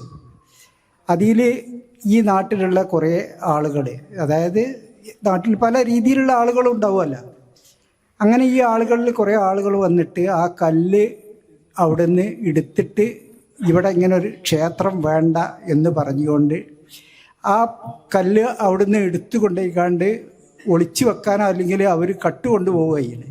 പക്ഷേ ഈ കട്ട് കൊണ്ടുപോകാനും വേണ്ടി കല്ല് എടുക്കുന്ന സമയത്ത് കല്ലട്ടിയിൽ നിന്ന് ചോര വന്നു എന്നാണ്. ചോര വന്നപ്പോൾ ഇവർ ചെന്നിട്ട് നേരെ മമ്പുറം തങ്ങളോട് ചെന്നുകാണ്ട് ഞങ്ങളവിടെ അമ്പലത്തിന് വെച്ച കല്ലുണ്ട്, അത് ഞങ്ങൾ എടുത്തുകൊണ്ടാൻ ശ്രമിച്ച് ഞങ്ങൾ കക്കാനും വേണ്ടി ശ്രമിച്ചാണ്, പക്ഷേ അതിൽ ചോര കണ്ടപ്പോൾ നിങ്ങളോട് സത്യാവസ്ഥ പറയാനും വേണ്ടി വന്നതാണ് എന്ന് പറഞ്ഞു. ആ സമയത്ത് മമ്പുറം തങ്ങൾ അവരെ താക്കീത് ചെയ്യുകയും മമ്പുറം തങ്ങൾ ഈ സ്ഥലത്തെത്തി ആ കല്ലുകൾ പരിശോധിച്ച ശേഷം ഈ ആളുകളെ വീണ്ടും താക്കീത് ചെയ്ത് കണ്ട് അവരെ കുറേ ചീത്ത പറഞ്ഞു എന്നാണ് പറഞ്ഞത്. എന്നിട്ട് തങ്ങൾ പറഞ്ഞൊരു വാക്കുണ്ട്, നിങ്ങളെപ്പോലുള്ള മുസ്ലിങ്ങളിലുള്ള ഷെയ്ത്താന്മാരെ ഒഴിപ്പിക്കാനും വേണ്ടിയിട്ടാണ് നമ്മൾ പള്ളി പണിയണത്, അതേമാതിരി ഹിന്ദുക്കളിലുള്ള ഷെയ്ത്താന്മാരെ ഒഴിപ്പിക്കാനും വേണ്ടിയിട്ടാണ് ഇവിടെ ഭഗവതിനെ കുടിയിരുത്തുന്നത് എന്ന് പറഞ്ഞുകൊണ്ട് അവരെ മൂപ്പൻ്റെ കയ്യിൽ നല്ലൊരു സംഖ്യ കൈമടക്ക് കൊടുത്തു ക്ഷേത്രം പണിക്ക് എന്നാണ് അവരെ ഐതിഹ്യം, അവരങ്ങനെ വിശ്വസിക്കുന്നു. അതുകൊണ്ട് ഞാൻ എൻ്റെ അത് സംബന്ധമായിട്ട് ഉണ്ണിക്കറിയാവുന്ന വിവരങ്ങൾ ഉണ്ണി പറയണം എന്നുള്ളതുകൊണ്ടാണ് ഞാൻ ബൈക്ക് വാങ്ങിയത്. ചരിത്രങ്ങളൊന്നും പറയാനില്ല, അതൊക്കെ ഇപ്പോൾ ആവർത്തന വിരസതാവും നമ്മളപ്പോഴുള്ളവർക്ക് ഇത് കേട്ടവരും വായിച്ചവരും ഒക്കെയാണ്. എനിക്ക് ഈ ഇന്നത്തെ പ്രോഗ്രാമുമായി ബന്ധപ്പെട്ട ഒരു അഭിപ്രായം പറയാനുള്ളത്, കാരണം മമ്പുറം തങ്ങൾ എന്ന് പറയുന്നത് ഒരു പ്രദേശത്തിന്റെ മാത്രം നവോത്ഥാന നായകനല്ല എന്ന് എല്ലാവർക്കും അറിയുന്നു. ഇന്നിന്റെ ഇന്ത്യയിലൊക്കെ ചർച്ച ചെയ്യപ്പെടുന്ന വ്യക്തിത്വവും കൂടിയാണ്. അപ്പൊ അതുകൊണ്ട് ഇനി നമ്മൾ ഇപ്പൊ ഒരു തുടക്കമാണ്, ഈ തുടക്കം ഇനി ഇതിൽ കൂടുതൽ ഇതിൻ്റെതായിരിക്കുന്ന അറിവുകൾ ശേഖരിക്കണമെങ്കിലും എൻ്റെ സുഹൃത്ത് നമ്മുടെ PK കുട്ടി പറഞ്ഞ പോലെ വീടുകളിലേക്കൊക്കെ ചെന്ന് നമുക്കതിന് ടീം കിട്ടും. ഞങ്ങളെ മഹലിൽ നിന്ന് ഒരു അറിയിപ്പ് കൊടുത്തു കഴിഞ്ഞാൽ അതിന് എല്ലാ നിലക്കും തയ്യാറാവുന്ന എല്ലാ വിഭാഗം ആളുകളും ഞങ്ങളുടെ നാട്ടിലുണ്ട്. അതുകൊണ്ട് ആ രൂപത്തിലുള്ള നമുക്ക് ഇത്തരം അറിവുകൾ ശേഖരിക്കാനും വീടുകളിൽ ചെന്നൊക്കെ പിന്നെ ഇതിന്റെ ചരിത്രങ്ങൾ ശേഖരിക്കാനും അതുപോലെ തന്നെ തെളിവുകൾ പിന്നെ പിക്ചറൊക്കെ എടുക്കാനൊക്കെ സാധിക്കും. ഇൻഷാ അല്ലാഹ് അതിനുള്ള ഒരു തുടക്കം കൂടി ഇവിടുന്ന് തുടങ്ങണമെന്ന് വിനീതമായി അപേക്ഷിക്കുന്നു. എല്ലാവർക്കും നമസ്കാരമുണ്ട്. ഇവിടെ ഇപ്പോൾ എന്നെ ക്ഷണിച്ചതിനനുസരിച്ച് ഞാൻ വന്ന് ഇവിടെ കണ്ട കൂട്ടത്തിൽ ഇപ്പോൾ നിങ്ങൾ കൂട്ടത്തിലുള്ള പുറത്തുനിന്നുള്ള ഒരാളെന്നുള്ള നിലയ്ക്ക് ഞാൻ മാത്രമേ ഇവിടെ ഉള്ളൂ. ഇപ്പോൾ ഗഫൂർക്ക് ക്ഷണിച്ചതിനനുസരിച്ച് ഞാൻ വന്ന് ഇത് സംഗതി എന്താണോ അതല്ല, ഓക്കെ ക്ഷമിക്കണം, അങ്ങനല്ല. അതായത് സമുദായത്തിനെ പറ്റിയിട്ട് ജാതിനെ പറ്റിയിട്ട് സംസാരിക്കല്ല. വേറെ കൂട്ടത്തിൽ നിന്ന് വന്നത് പറഞ്ഞാൽ ഞാൻ വന്നപ്പോൾ എന്താണ് ഏതാണെന്ന് അറിയില്ല. ഇങ്ങനെ മമ്പുറം തങ്ങളെ ഒരു കാര്യത്തിനെ പറ്റിയിട്ട് ഒരു കാര്യങ്ങൾ പറയാനുണ്ട് എന്നുള്ള ഇതിനാണ് ഞാൻ ഇന്നത്തെ വന്നത്. അപ്പോൾ കൂടുതൽ ഇപ്പോൾ നമ്മൾ അച്ഛനച്ഛന്മാർ പറഞ്ഞു തന്ന ആ അറിവ് മാത്രമേ നമുക്ക് ഉള്ളൂ. പക്ഷേ അപ്പോൾ നിങ്ങൾ തലമൂത്ത ആൾക്കാർ പറഞ്ഞു തരുന്നതും കേൾക്കുന്നതും അത് കേട്ട് പഠിക്കുക, അല്ലെങ്കിൽ അറിവ് നമ്മൾ ശേഖരിച്ച് വെക്കുക എന്നുള്ളൊരു സങ്കല്പം കൂടി നമ്മളെ മനസ്സിലുള്ളതുകൊണ്ടാണ് നമ്മൾ വരുന്നത്. അപ്പോൾ നമ്മളെ ക്ഷേത്രത്തിനോടനുബന്ധിച്ച് വർഷത്തിലുള്ള ഉത്സവത്തിനോടനുബന്ധിച്ച് ഉത്സവത്തിൻ്റെ മുന്നോടിയായിട്ട് നമ്മൾ മമ്പുറത്ത് പോവുകയും അവിടെ നമ്മളെ കൊണ്ട് പറ്റുന്ന എന്തെങ്കിലും കാര്യങ്ങൾ നമ്മളവിടെ ചെയ്യലുണ്ട്. അത് ഇന്നും ഞങ്ങൾ നിലനിർത്തി പോരുന്നുണ്ട്. അപ്പോൾ കൂടുതൽ വിശദീകരിച്ച് അതിനെപ്പറ്റി പറഞ്ഞു തരാനോ ബാക്കിയുള്ള കാര്യങ്ങളോ നമ്മളെ തലമുറയിലില്ല. ഇപ്പോൾ ഏറ്റവും മൂത്തതുള്ള എൻ്റെ അച്ഛനാണ്. അച്ഛന് ഇപ്പോൾ ഒരു 82 വയസ്സിൻ്റെ അടുത്തായിട്ടുണ്ടാവും. ഇപ്പോൾ ഗഫൂർക്ക് പറഞ്ഞ അത്ര അറിവുകളെ നമുക്കും കൈമാറി തന്നിട്ടുള്ളൂ. അപ്പോൾ കൂടുതലുള്ള അറിവ് ഇതുപോലുള്ള പരിപാടികൾ ഉണ്ടാവുന്നുണ്ടെങ്കിൽ ക്ഷണിക്കുമ്പോൾ നമ്മൾ വരിക, ആ അറിവ് നമ്മൾ ശേഖരിച്ച് വെക്കുക. നമ്മളെ അടിയത്തെ തലമുറയ്ക്ക് നമ്മൾ ഈ അറിവിനെ പകർന്നു കൊടുക്കാൻ ദൈവം നമ്മളെ സഹായിക്കട്ടെ എന്ന് മാത്രം പറഞ്ഞുകൊണ്ട് നിർത്തുന്നു. അസ്സലാമു അലൈക്കും.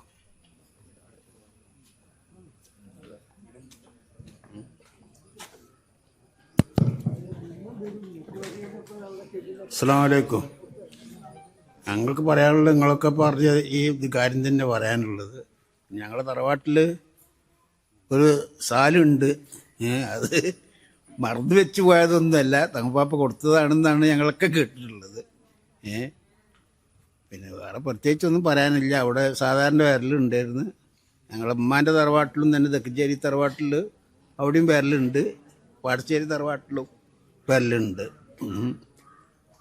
അവിടുന്നൊക്കെ നിസ്കരിച്ച് പിടിച്ച് പോകലുണ്ടെന്ന് പറഞ്ഞേക്കാം. അല്ലാതെ വേറൊന്നും എനിക്ക് അതിനെ സംബന്ധിച്ചുള്ള ഒരറിവ് ഇല്ല. മമ്പറന്തങ്ങളുടെ ഈ ഒരു പരിപാടി നടത്തുമ്പോൾ ഏതാനും വർഷം മുമ്പ് ഞാൻ കൊടിഞ്ഞിപ്പള്ളിയെക്കുറിച്ച് സത്യപ്പള്ളി എന്നുള്ള പേരിൽ ഡോക്യുമെൻ്ററി ചെയ്തിരുന്നു. അന്നാണ് ഞാൻ ഇതിനെക്കുറിച്ച് കൂടുതൽ പഠിച്ചു തുടങ്ങിയത്.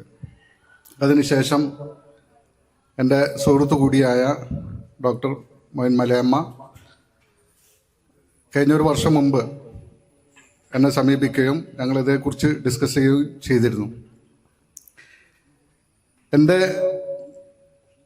ഒരു സ്റ്റഡിയിൽ എനിക്ക് മനസ്സിലായത് ഈ കൊടിഞ്ഞിപ്പള്ളിക്ക് പുറമെ താന്നൂർ വടക്കേപ്പള്ളി, ചാപ്പനങ്ങാടി പള്ളി, കാനാഞ്ചേരി പള്ളി, മൂന്നിയൂർ ഒടുങ്ങാട്ടുചിന പള്ളി, മുട്ടിച്ചിറ പള്ളി, വെളിമുക്ക് പള്ളി, പൊന്മുണ്ടം പള്ളി, ഇത്രയും പള്ളികളാണ് തങ്ങൾ നേരിട്ടും അല്ലാതെയും പണി കഴിപ്പിച്ച് എന്നാണ് എനിക്ക് മനസ്സിലായത്. അതിനുശേഷം വേറെ ഏതോ പള്ളികളുടെ കാര്യം ഇവിടെ സൂചിപ്പിക്കുകയുണ്ടായി. അതിനെക്കുറിച്ച് എനിക്ക് കൂടുതൽ അറിയുകയില്ല. ഏതായാലും മമ്പറം തങ്ങൾക്ക് ഈ കൊടിഞ്ഞിയോടും കൊടിഞ്ഞി പള്ളിയോടും ഉള്ള ആത്മബന്ധം എന്തായിരുന്നു എന്നുള്ളതാണ് മറ്റൊരു ചർച്ചാ വിഷയം. തങ്ങൾക്ക് ആദ്യകാലത്ത് ഇതിലുള്ള പഴയ ആളുകൾക്ക് തന്നെ അറിയാം. ആദ്യകാലത്ത് നമ്മുടെ കൊടിഞ്ഞി വെള്ളത്താൽ ചുറ്റപ്പെട്ട ഒരു പ്രദേശമായിരുന്നു. അതിൽ ഇവിടെയുള്ള ആളുകളൊക്കെ തന്നെ വെഞ്ചാലി പോയിട്ട് അവിടുന്ന് തോണി പോയിരുന്നൊരു കാലഘട്ടമായിരുന്നു ഇവിടെ ഉണ്ടായിരുന്നത്. എന്നാൽ ഈ ഒരു അവസ്ഥയിൽ വളരെ മോശമായിരുന്നു അതിന് മുൻകാലത്ത് എന്നാണ് ഇവിടെ ഉണ്ടായിരുന്ന പഴമക്കാരിൽ നിന്നും ലഭിച്ച വിവരം. അങ്ങനെയുള്ളൊരു അവസ്ഥയിൽ ഇവിടെ നമ്മുടെ കൊടിഞ്ഞിയിൽ ഒരു പള്ളി പോലും ഇല്ലാതിരുന്നൊരവസ്ഥയായിരുന്നു. അതുകൊണ്ട് തന്നെ ഇവിടെയുള്ള ആളുകൾ ജുമാക്കും അതുപോലെ തന്നെ മയ്യത്ത് മറമാടുന്നതിനും താന്നൊരു വാഴക്കാ തെരുവിലെ പള്ളിയും അതുപോലെ തന്നെ തിരൂരങ്ങാടി വലിയ ജുമാഅത്ത് പള്ളി ഇവിടേക്കാണ് കൊണ്ടുപോയിരുന്നത്.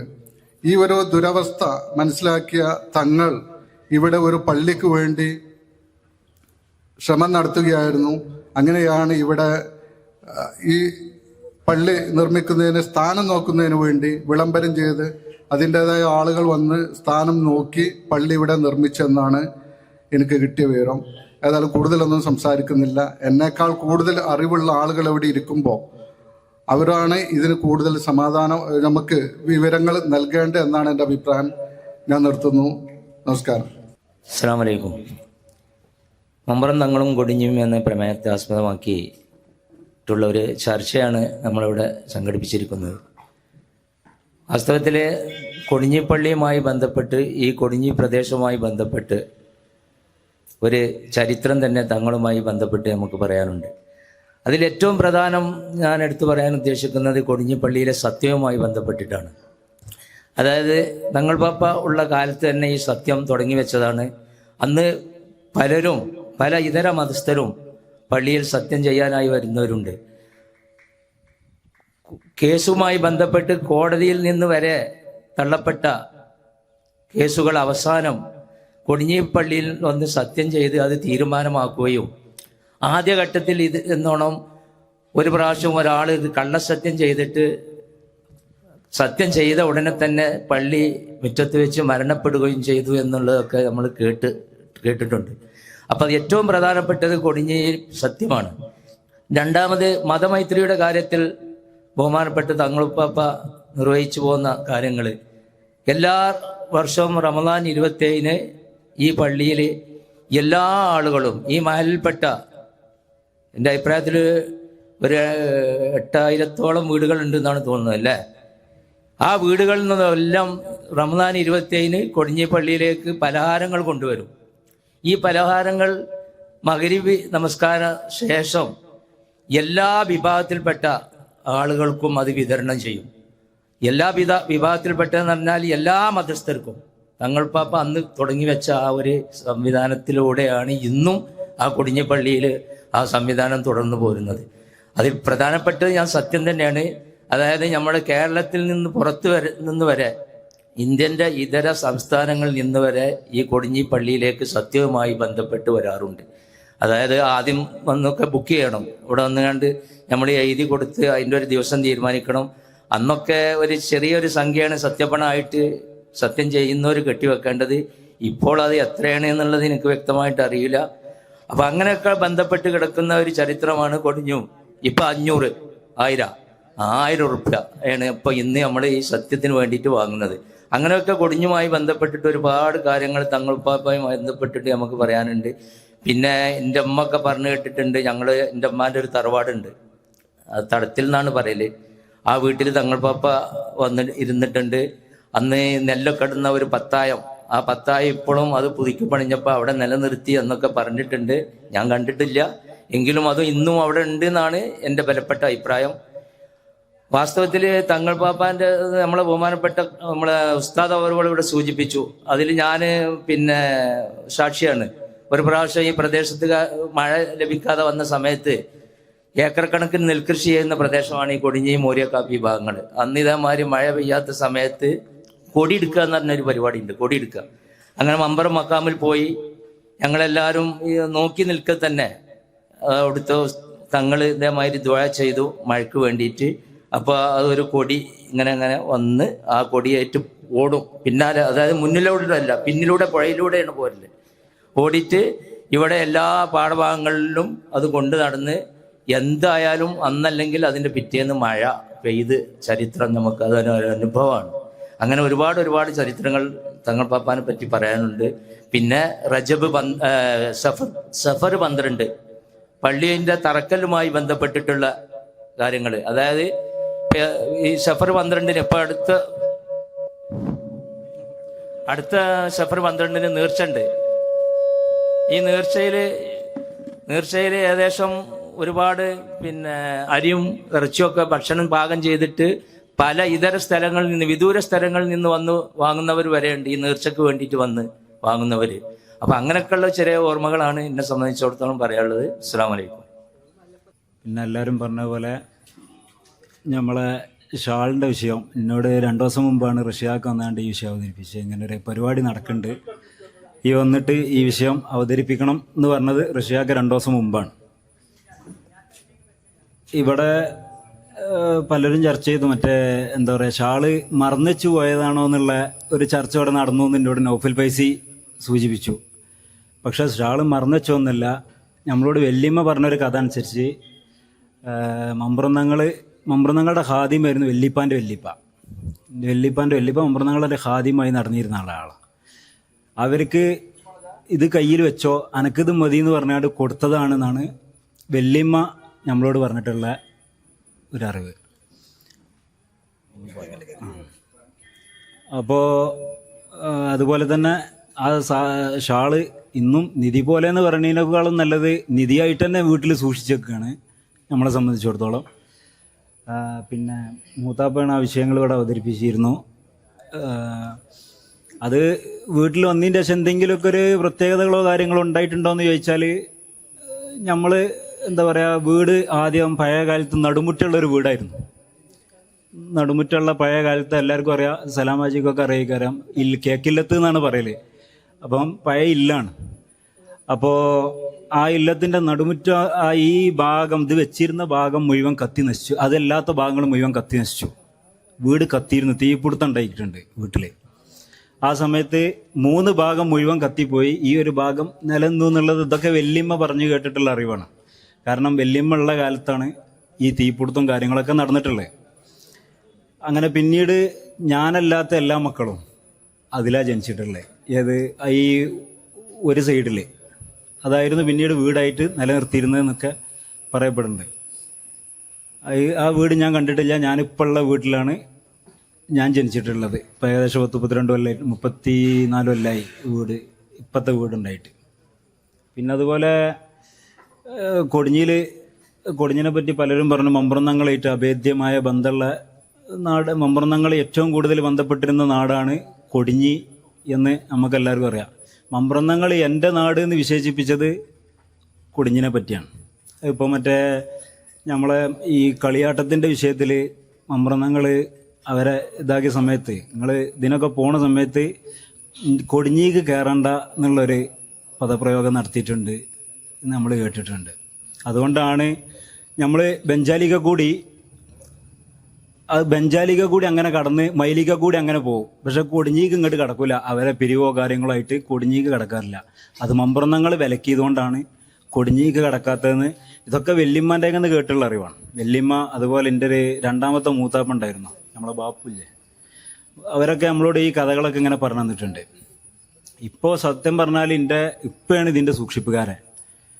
നമ്മൾ ഇളം തലമുറക്കാരനാണെങ്കിലും നമ്മളെ വീടിൻ്റെ ഇത് നമ്മളാണെങ്കിലും എൻ്റെ വാപ്പയാണ് അത് സൂക്ഷിപ്പുകാരൻ. വാപ്പ അത് വല്ല കൈകാര്യം ചെയ്യാൻ ഇറങ്ങാറില്ല. വാപ്പ പറയല് ഞാനത് കൈകാര്യം ചെയ്തിട്ടുണ്ടെങ്കിൽ എന്തെങ്കിലും ബഹുമാനക്കേട് സംഭവിക്കുമോ എന്നുള്ളൊരു പേടി ഇപ്പൊക്കെ ഒന്ന് നിലക്കണോണ്ട് ഇപ്പം അത് കൈകാര്യം ചെയ്യാൻ നിൽക്കലില്ല. ഞാനാണ് അത് കൈകാര്യം ചെയ്യൽ. ഇത്ര തന്നെ ഉള്ളൂ. അസ്സലാമു അലൈക്കും. നമുക്ക് നേർക്കുനേരെ അറിയുന്ന ഒരു കാര്യവുമില്ല. അതേസമയം ഇവിടെ ആധികാരികമായി പറയേണ്ട ആളുകൾ പുത്തുപ്പറക്കാട്ട് തറവാട്ടുകാരാണ് ആ വിഷയത്തിൽ. അതായത് ഇവിടെ പരാമർശിക്കപ്പെടാത്ത ഒരു വിഷയം അതുകൊണ്ട് മാത്രം പറയാണ്. പുത്തുപ്പറക്കാട്ട് നിന്നിരുന്ന പഴയ തറവാട് പൊളിച്ചുപോയ വീട്ടിനകത്ത് മമ്പ്രതങ്ങൾ വരികയും അവിടെ വിശ്രമിക്കുകയും ചെയ്തിരുന്ന ഒരു കട്ടിൽ ഉണ്ടായിരുന്നുവെന്ന് ഞാനൊക്കെ ചെറുപ്പത്തിൽ പറഞ്ഞു കേട്ടുകയും ആ കട്ടിൽ കാണുകയും ചെയ്തിട്ടുണ്ട്. അതേസമയം ആ കട്ടിൽ പിന്നീട് ആ വീട് പൊളിച്ചപ്പം കട്ടിലല്ലാത്ത രൂപത്തിൽ രൂപാന്തരപ്പെട്ടിരിക്കാം. പക്ഷെ അതേക്കുറിച്ച് ഇന്ന് ഞാൻ പ്രത്യേകം അന്വേഷിച്ച് 2-3 പേരോട് അന്വേഷിച്ചപ്പോൾ അതേക്കുറിച്ച് യാതൊന്നും ബാക്കിയുള്ളതായിട്ട് അറിയില്ല.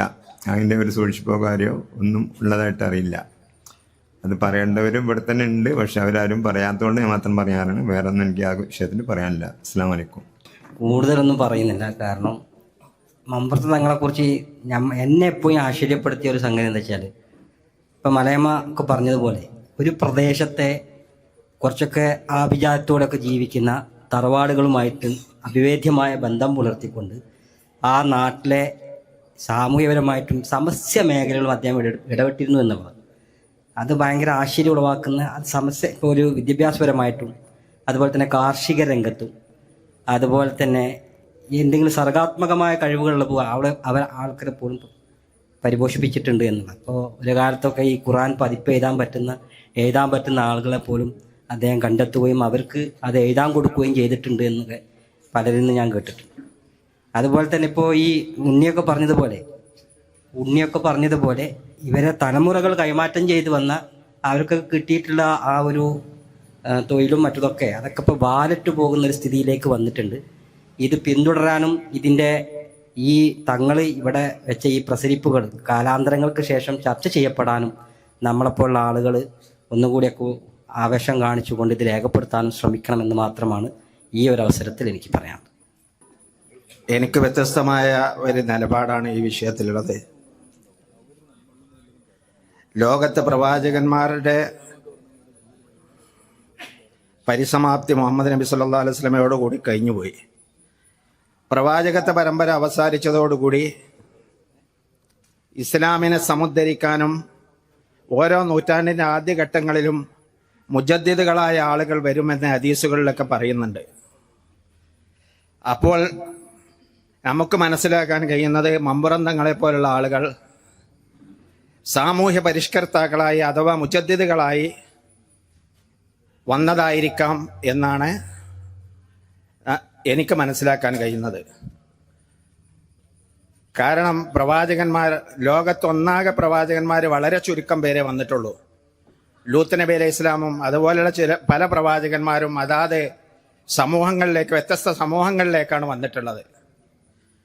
അപ്പോൾ അദ്ദേഹം മമ്പുറന്തങ്ങൾ ഒരു സാമൂഹ്യ പരിഷ്കർത്താവായിട്ട് അള്ളാഹുവിൻ്റെ നിയോഗമായിരിക്കാം അത് എന്ന് ഞാൻ മനസ്സിലാകുന്നു.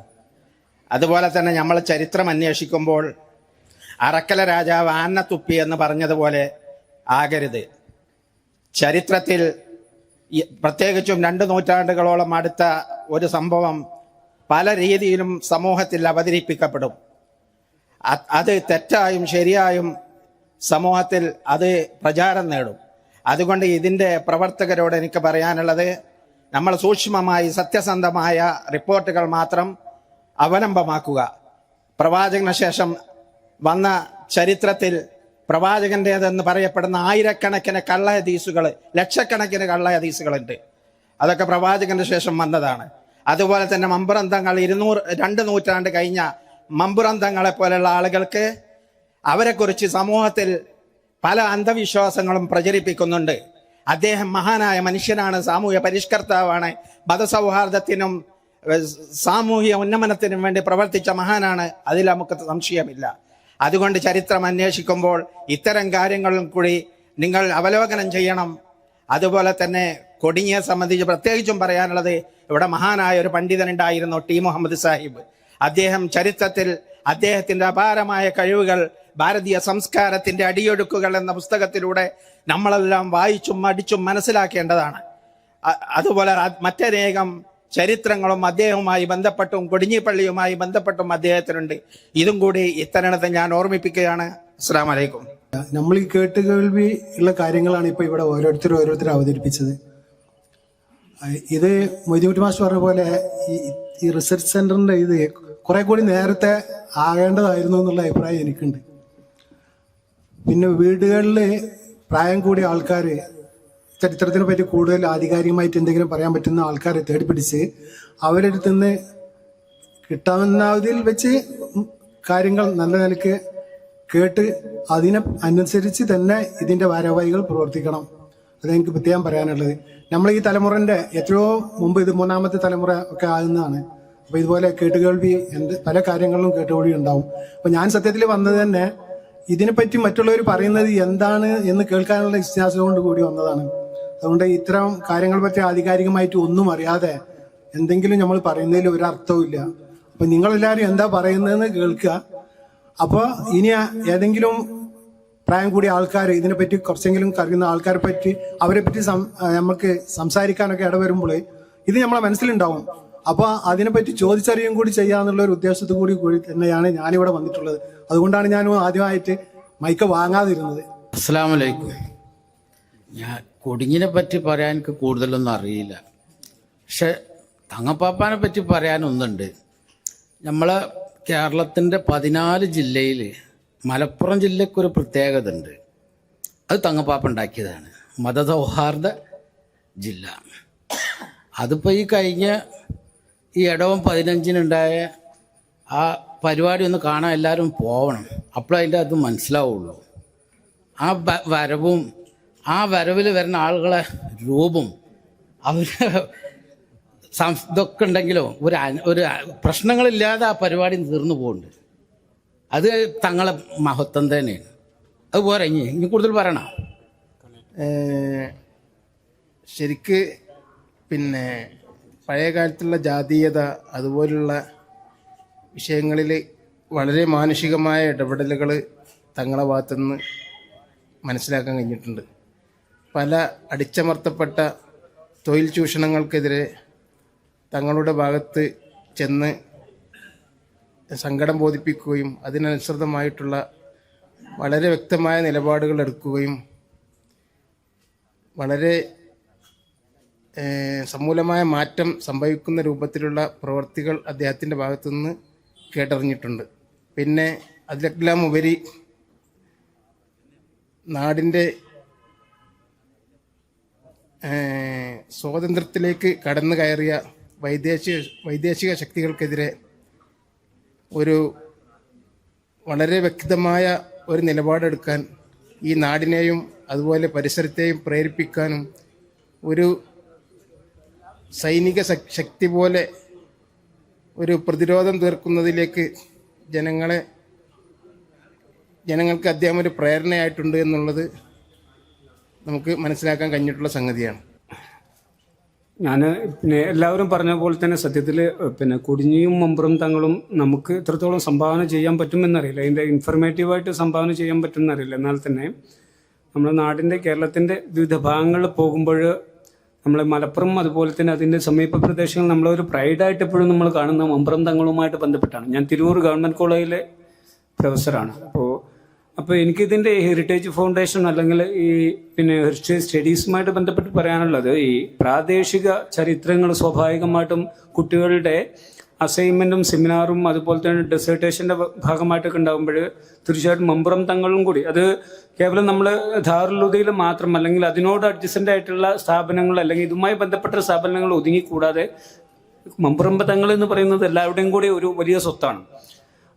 ഈ ഒരു അർത്ഥത്തിൽ മമ്പുറം തങ്ങളെ നമ്മളെ ഒരു കൊടിഞ്ഞിക്കാരെന്നുള്ള ഓർക്കുമ്പോൾ എല്ലാവരും പറഞ്ഞ പോലത്തെ ഒരു മതസൗഹാർദ്ദത്തിൻ്റെ വല്ലാത്തൊരു ഇതാണ്. ഇപ്പോൾ നമ്മളെ കുറേ കൂട്ടുകാരുണ്ട്, നമ്മളെ കൂടെ ഫുട്ബോൾ കളിക്കുന്ന സുന്ദരൻ അടക്കമുള്ള ആളുകളുണ്ട്. ഇവരൊക്കെ മമ്പുറം തങ്ങൾക്ക് കൊടുക്കുന്ന ഒരു പ്രാധാന്യം എനിക്ക് തോന്നുന്നത് നമ്മളതിനെക്കാട്ടിയും അവരൊക്കെ മറ്റ് ഇതര സമുദായങ്ങൾ കൊടുക്കുന്നുള്ളൂ. അവർ ഒരു വല്ലാത്തൊരു എന്താ പറയുക ഒരു ആത്മസ്വരൂപമായിട്ട് അവർ കാണുന്നു എന്നുള്ളതാണ് വലിയൊരു സത്യം.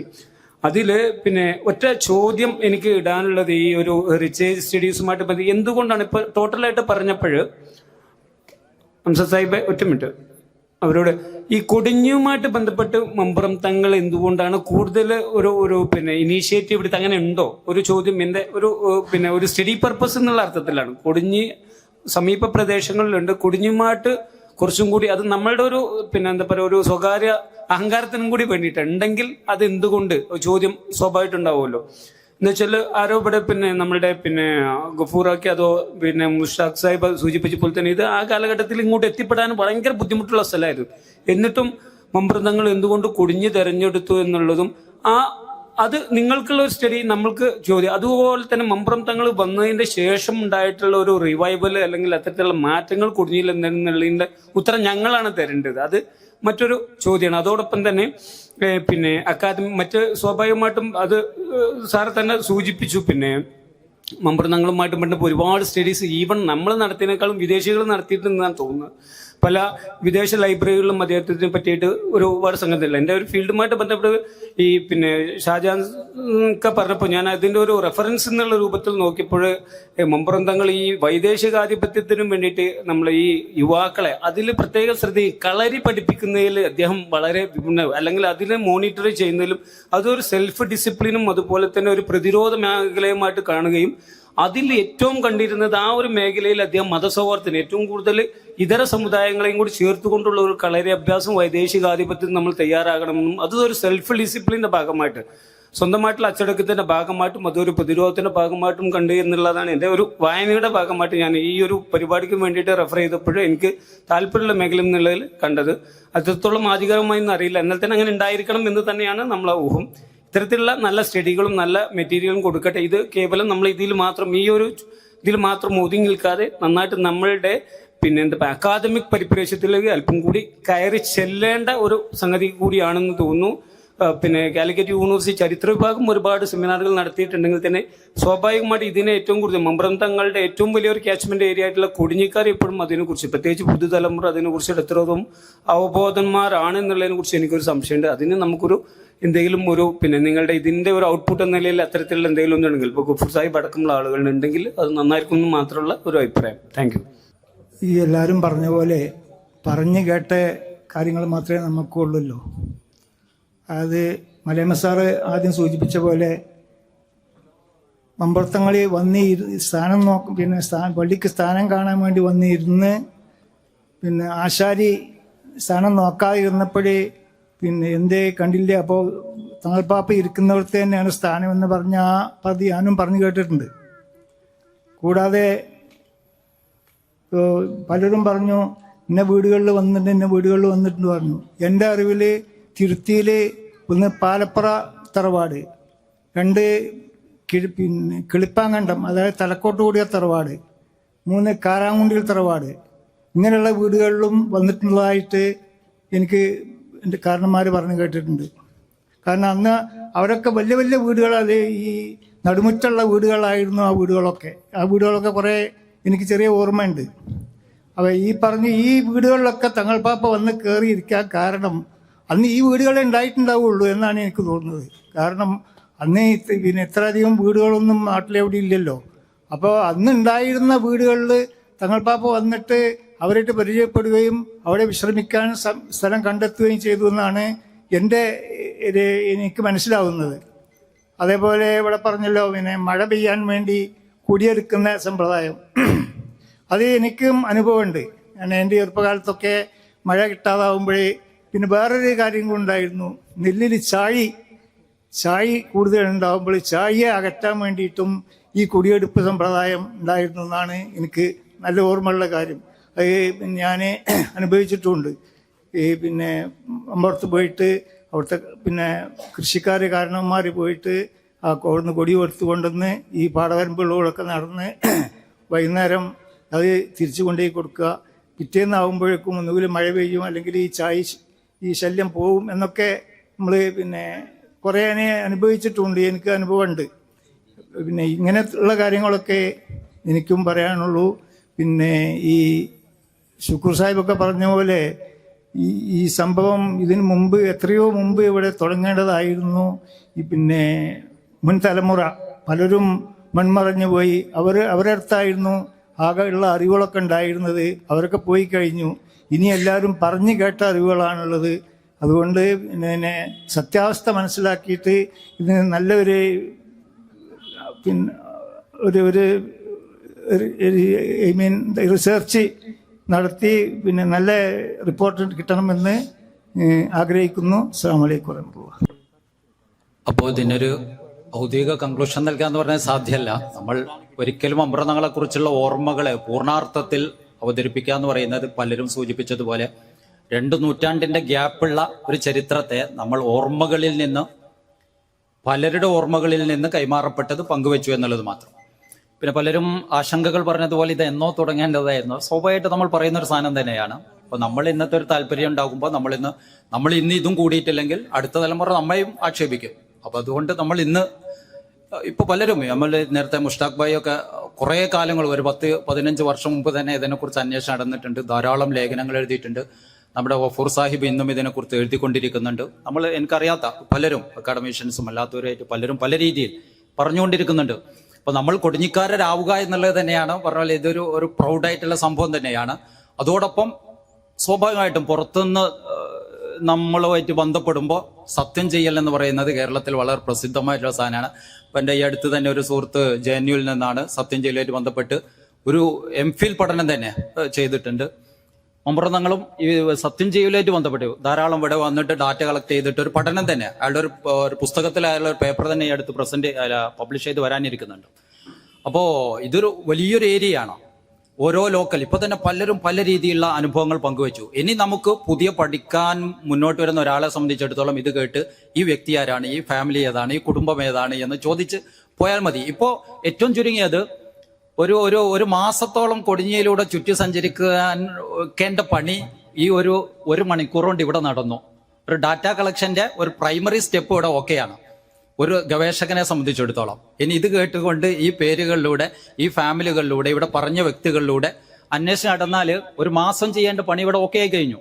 അപ്പൊ അത് തന്നെയാണ് നമ്മളുടെ ഏറ്റവും പ്രധാനപ്പെട്ട ഈ ഒരു ഇരുത്തത്തിലൂടെ നമ്മൾ ഉദ്ദേശിച്ചിട്ടുള്ളത് എന്നാണ്. സ്വാഭാവികമായിട്ടും 5 മിനിറ്റ് 10 മിനിറ്റ് ഒരാൾക്കും ആഴത്തിലേക്ക് പോകാൻ പറ്റില്ല. പിന്നെ അവരുടെ ഒരു പെട്ടെന്ന് മനസ്സിലുള്ള ഒരാളും പ്രിപ്പറേഷൻ ഇല്ലാതെ വരുന്നവരാണ്. പെട്ടെന്ന് മനസ്സിലുള്ള ചില സംഭവങ്ങൾ പങ്കുവെച്ചുള്ളത് മാത്രം. ഇനിയും ഇപ്പൊ ഇത്തരം ഫാമിലി പലരും പറഞ്ഞു, ഒരുപാട് ദളിത് കമ്മ്യൂണിറ്റീസ് ഒക്കെ ആയിട്ട് ബന്ധപ്പെട്ട് ഇവിടെ സുഹൃത്ത് ഇവർ തന്നെ സൂചിപ്പിച്ചു. തീർച്ചയായിട്ടും അവരുടെ ഫാമിലിയിലേക്ക് നമുക്ക് വലിയൊരു ഓപ്പണിംഗ് ആണ്. ഇൻഷാ അല്ലാഹ് നമുക്ക് അവരുടെ ഫാമിലിയിലേക്ക് പോകണം, അവരെ കുറിച്ച് കൂടുതൽ അന്വേഷിക്കണം. അത്തരത്തിലുള്ള ഫാമിലികൾ കുറെ നമുക്ക് അന്വേഷിച്ചിട്ട് ആ ഡാറ്റ കൃത്യമായിട്ട് കളക്ട് ചെയ്യണം. ഞാൻ നേരത്തെ സൂചിപ്പിച്ചതുപോലെ മമ്പ്രന്തങ്ങൾ ഡിസൈൻ ചെയ്തൊരു വില്ലേജാണ് ശരിക്കും കൊടിഞ്ഞി എന്ന് പറയുന്നത്. ആ കാലഘട്ടത്തിൽ നേരത്തെ ഇവിടെ സെറ്റിൽമെന്റ് അങ്ങനെ ഉണ്ടായിരുന്നില്ല. നേരത്തെ എന്നാൽ കുറഞ്ഞ ആളുകൾ തിരുവങ്ങാടിയിലേക്ക് മമ്പ്രന്തങ്ങളുടെ അടുത്തേക്ക് നിരന്തരം വന്നിരുന്ന തങ്ങളുടെ അടുത്ത മുരീദുമാരിൽ സുഹൃത്തുക്കളിൽ ഒരുപാട് പേര് കൊടിഞ്ഞിക്കാരാണ്. നിരന്തരം തങ്ങളുടെ അടുത്ത് വന്ന് പറയും, ഇവിടെ മൊത്തം വെള്ളം നിറഞ്ഞിരിക്കുകയാണ്, ഞങ്ങൾക്ക് എപ്പോഴും അവിടേക്ക് പള്ളിയിലേക്ക് ഓടി വരാൻ പറ്റുന്നില്ല, മഴക്കാലം വന്നാൽ തിരുവങ്ങാടി പള്ളിയിലേക്ക് ജുമാക്ക് പോലും വരാൻ പറ്റുന്നില്ല, ഞങ്ങൾക്കിവിടെ ഒരു പള്ളി വേണം എന്ന് തങ്ങളുടെ പിന്നാലെ പറയുമ്പോഴാണ് തങ്ങൾ ഇവിടേക്ക് ഒരു പള്ളി കൊണ്ടുവരാനുള്ള ശ്രമം നടത്തുക. അങ്ങനെ ഞാൻ അറിയുന്നത്. ഏതായിരുന്നാലും അങ്ങനെയാണ്. പിന്നീട് തങ്ങൾ രാത്രിയൊക്കെ ഇറങ്ങി കണ്ട് നടക്കുന്ന സന്ദർഭത്തിൽ ഇവിടെ വന്ന് പള്ളിയിൽ കാറ്റുകൊള്ളാനും ഇവിടെ വന്നിരിക്കലൊക്കെ ചെയ്യുന്ന അത്രയും ഒരു അഭേദ്യമായ ബന്ധം. അങ്ങനെയാണ് തങ്ങൾ എൻ്റെ നാട് എന്നുള്ള രീതിയിലേക്ക് കൊടിഞ്ഞിയെ ചേർത്ത് പിടിക്കുന്നത്. ഇൻഷാ അല്ലാഹ് ഏതായാലും വളരെ സന്തോഷകരമായ ഒരു മുഹൂർത്തം. ഈ ഒരു സായാഹ്നം വളരെ ധന്യമായിട്ടുണ്ട്. പലരും അവരുടെ ആശയങ്ങൾ പങ്കുവെച്ചു. ആശങ്കകൾ എന്നുള്ളത് ഇതിലില്ല. സ്വാഭാവികമായിട്ടും ചരിത്രം നൂറ്റാണ്ടുകളിലെ ഒരു ഗ്യാപ്പ് വരുമ്പോൾ അതിൽ പല രീതിയിൽ തെറ്റിദ്ധാരണകൾ ഉണ്ടാവും. അത് നമ്മൾ പൂർണ്ണമായിട്ട് നമുക്ക് മുക്തമാക്കാനൊന്നും പറ്റില്ല.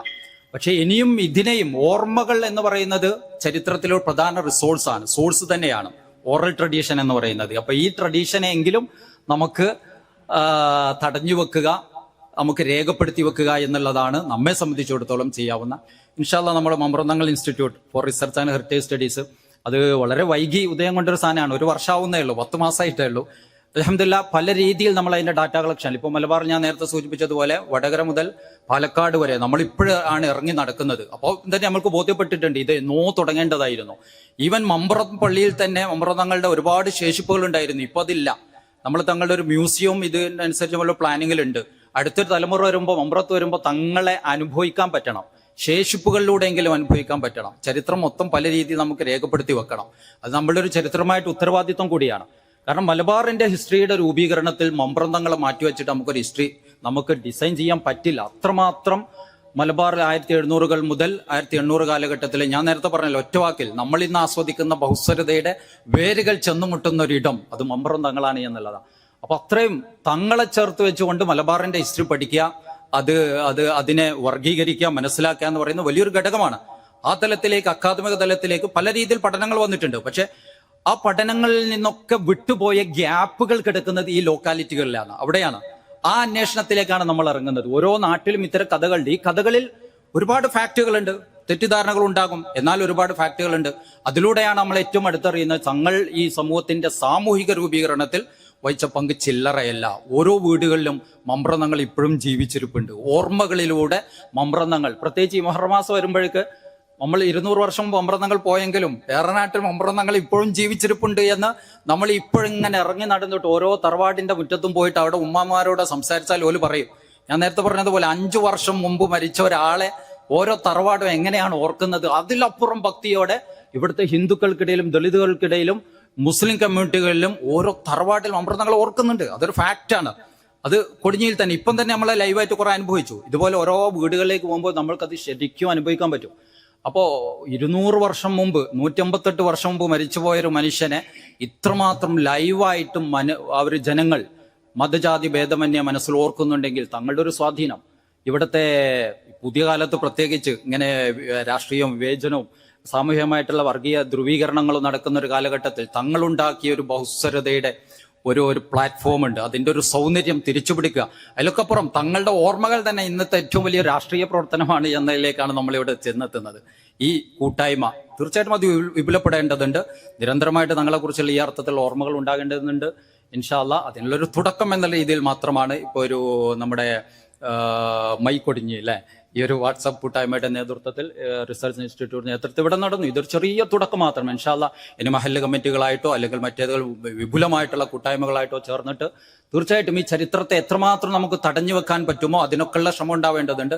അതിലൊക്കപ്പുറം എൻ്റെ ഭാഗത്തുനിന്ന് നിങ്ങളോടുള്ള ഒരു സജഷൻ, മമ്പ്രന്തങ്ങളും കൊടിഞ്ഞിയും എന്ന് പറയുന്ന ഒരു പുസ്തകമെങ്കിലും ഇവിടെ ജനിക്കേണ്ടതുണ്ട്. അതിനുള്ള സോഴ്സുകളും അതിന് അധ്വാനിക്കേണ്ടതായിട്ടുള്ള ഒരുപാട് ആളുകൾ ഇവിടെ തന്നെയുണ്ട്. സിമ്പിളായിട്ട് ഒരു 10-200 പേജിൽ ഇത് കൃത്യമായിട്ട്, അത് പുറത്തേക്ക് പോകേണ്ട ആവശ്യമില്ല. ഈ നാടുമായിട്ട് ബന്ധപ്പെട്ട് എവിടെ എന്തൊക്കെ വേരുകളുണ്ടോ അത് കൃത്യമായിട്ട് രേഖപ്പെടുത്തി വെച്ചാൽ അടുത്ത തലമുറക്ക് നമുക്ക് നൽകാൻ പറ്റിയ ഏറ്റവും വലിയ ഒരു സമ്മാനം, ഈ നാടിന്റെ ചരിത്രത്തെ രേഖപ്പെടുത്താൻ പറ്റിയ ഏറ്റവും വലിയ ഒരു ഈടുവപ്പായിട്ട് ഈ പുസ്തകം ശേഷിക്കുമെന്നുള്ളതാണ്.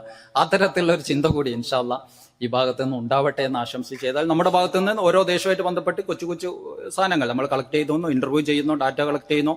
ഇൻഷാ അല്ലാ നമ്മൾ ചെയ്തുകൊണ്ടിരിക്കുന്നുണ്ട്. ഇത്തവണ തന്നെ ഇപ്പോൾ ഓരോ വർഷവും നമ്മൾ ഇൻസ്റ്റിറ്റ്യൂട്ടിന്റെ കീഴിലായിട്ട് മമ്പ്രന്തങ്ങളുടെ നേർച്ചയുമായിട്ട് ബന്ധപ്പെട്ട് ഒരു ദിവസം ഒരു ചരിത്ര സെമിനാർ ഉണ്ടാവും. അപ്പോൾ ഈ 20-ാം തീയതിയാണ്. അപ്പോൾ അതിലേക്ക് എല്ലാവരെയും ഹാർദമായി ക്ഷണിക്കുകകൂടി ചെയ്യുന്നു. 20-ാം തീയതി രാവിലെ 10 മണിക്ക് മന്ത്രി കെ എം ഷാജി ഉദ്ഘാടനം ചെയ്യും. Doctor K S Madhavan, Rajesh Komath ഒരു MG യൂണിവേഴ്സിറ്റി പ്രൊഫസറാണ്, അതോടൊപ്പം ഒരു ഡൽഹിയിലെ ശിവനാടാർ യൂണിവേഴ്സിറ്റിയിലെ അസിസ്റ്റന്റ് പ്രൊഫസറായ ഡോക്ടർ PC സൈതൽവി തുടങ്ങിയവർ മലബാറിന്റെ ജാതിവിരുദ്ധ മുന്നേറ്റങ്ങളും മമ്പ്രന്തങ്ങന്മാരും, നമ്മുടെ ഇത്തവണത്തെ വിഷയം അതാണ്, മലബാറിന്റെ ജാതിവിരുദ്ധ മുന്നേറ്റങ്ങളും മമ്പ്രന്തങ്ങന്മാരും. വളരെ അക്കാഡമികമായിട്ട് എന്നാൽ എല്ലാവർക്കും ഉൾക്കൊള്ളുന്ന വിധത്തിൽ മനോഹരമായിട്ടുള്ള ഒരു സെമിനാർ നടക്കുന്നുണ്ട്. അതിലേക്ക് എല്ലാവരെയും ഹാർദമായി ക്ഷണിക്കുക കൂടി ചെയ്യുന്നു. ഇൻഷാ അല്ലാ ഏതായാലും നിങ്ങൾ നൽകിയ ഈ ഒരു സ്വീകരണം വളരെ മനോഹരമായിട്ട് നമ്മുടെ ഗഫൂർ സാഹിബ് അടക്കം ഒരുപാട് പേര് ഇതിനുവേണ്ടി അധ്വാനിച്ചു. എല്ലാവരും, ഞാൻ പേര് ഓർക്കുന്നില്ല, അവരോടൊപ്പം ചേർന്ന് വർക്ക് ചെയ്ത എല്ലാവരെയും ഇൻഷാ അല്ലാ നമ്മുടെ ഇൻസ്റ്റിറ്റ്യൂട്ടിന്റെ ഭാഗത്തു നിന്നുള്ള എല്ലാവിധ നന്ദിയും സന്തോഷവും രേഖപ്പെടുത്തുന്നു. ഓക്കെ, അസ്സലാം.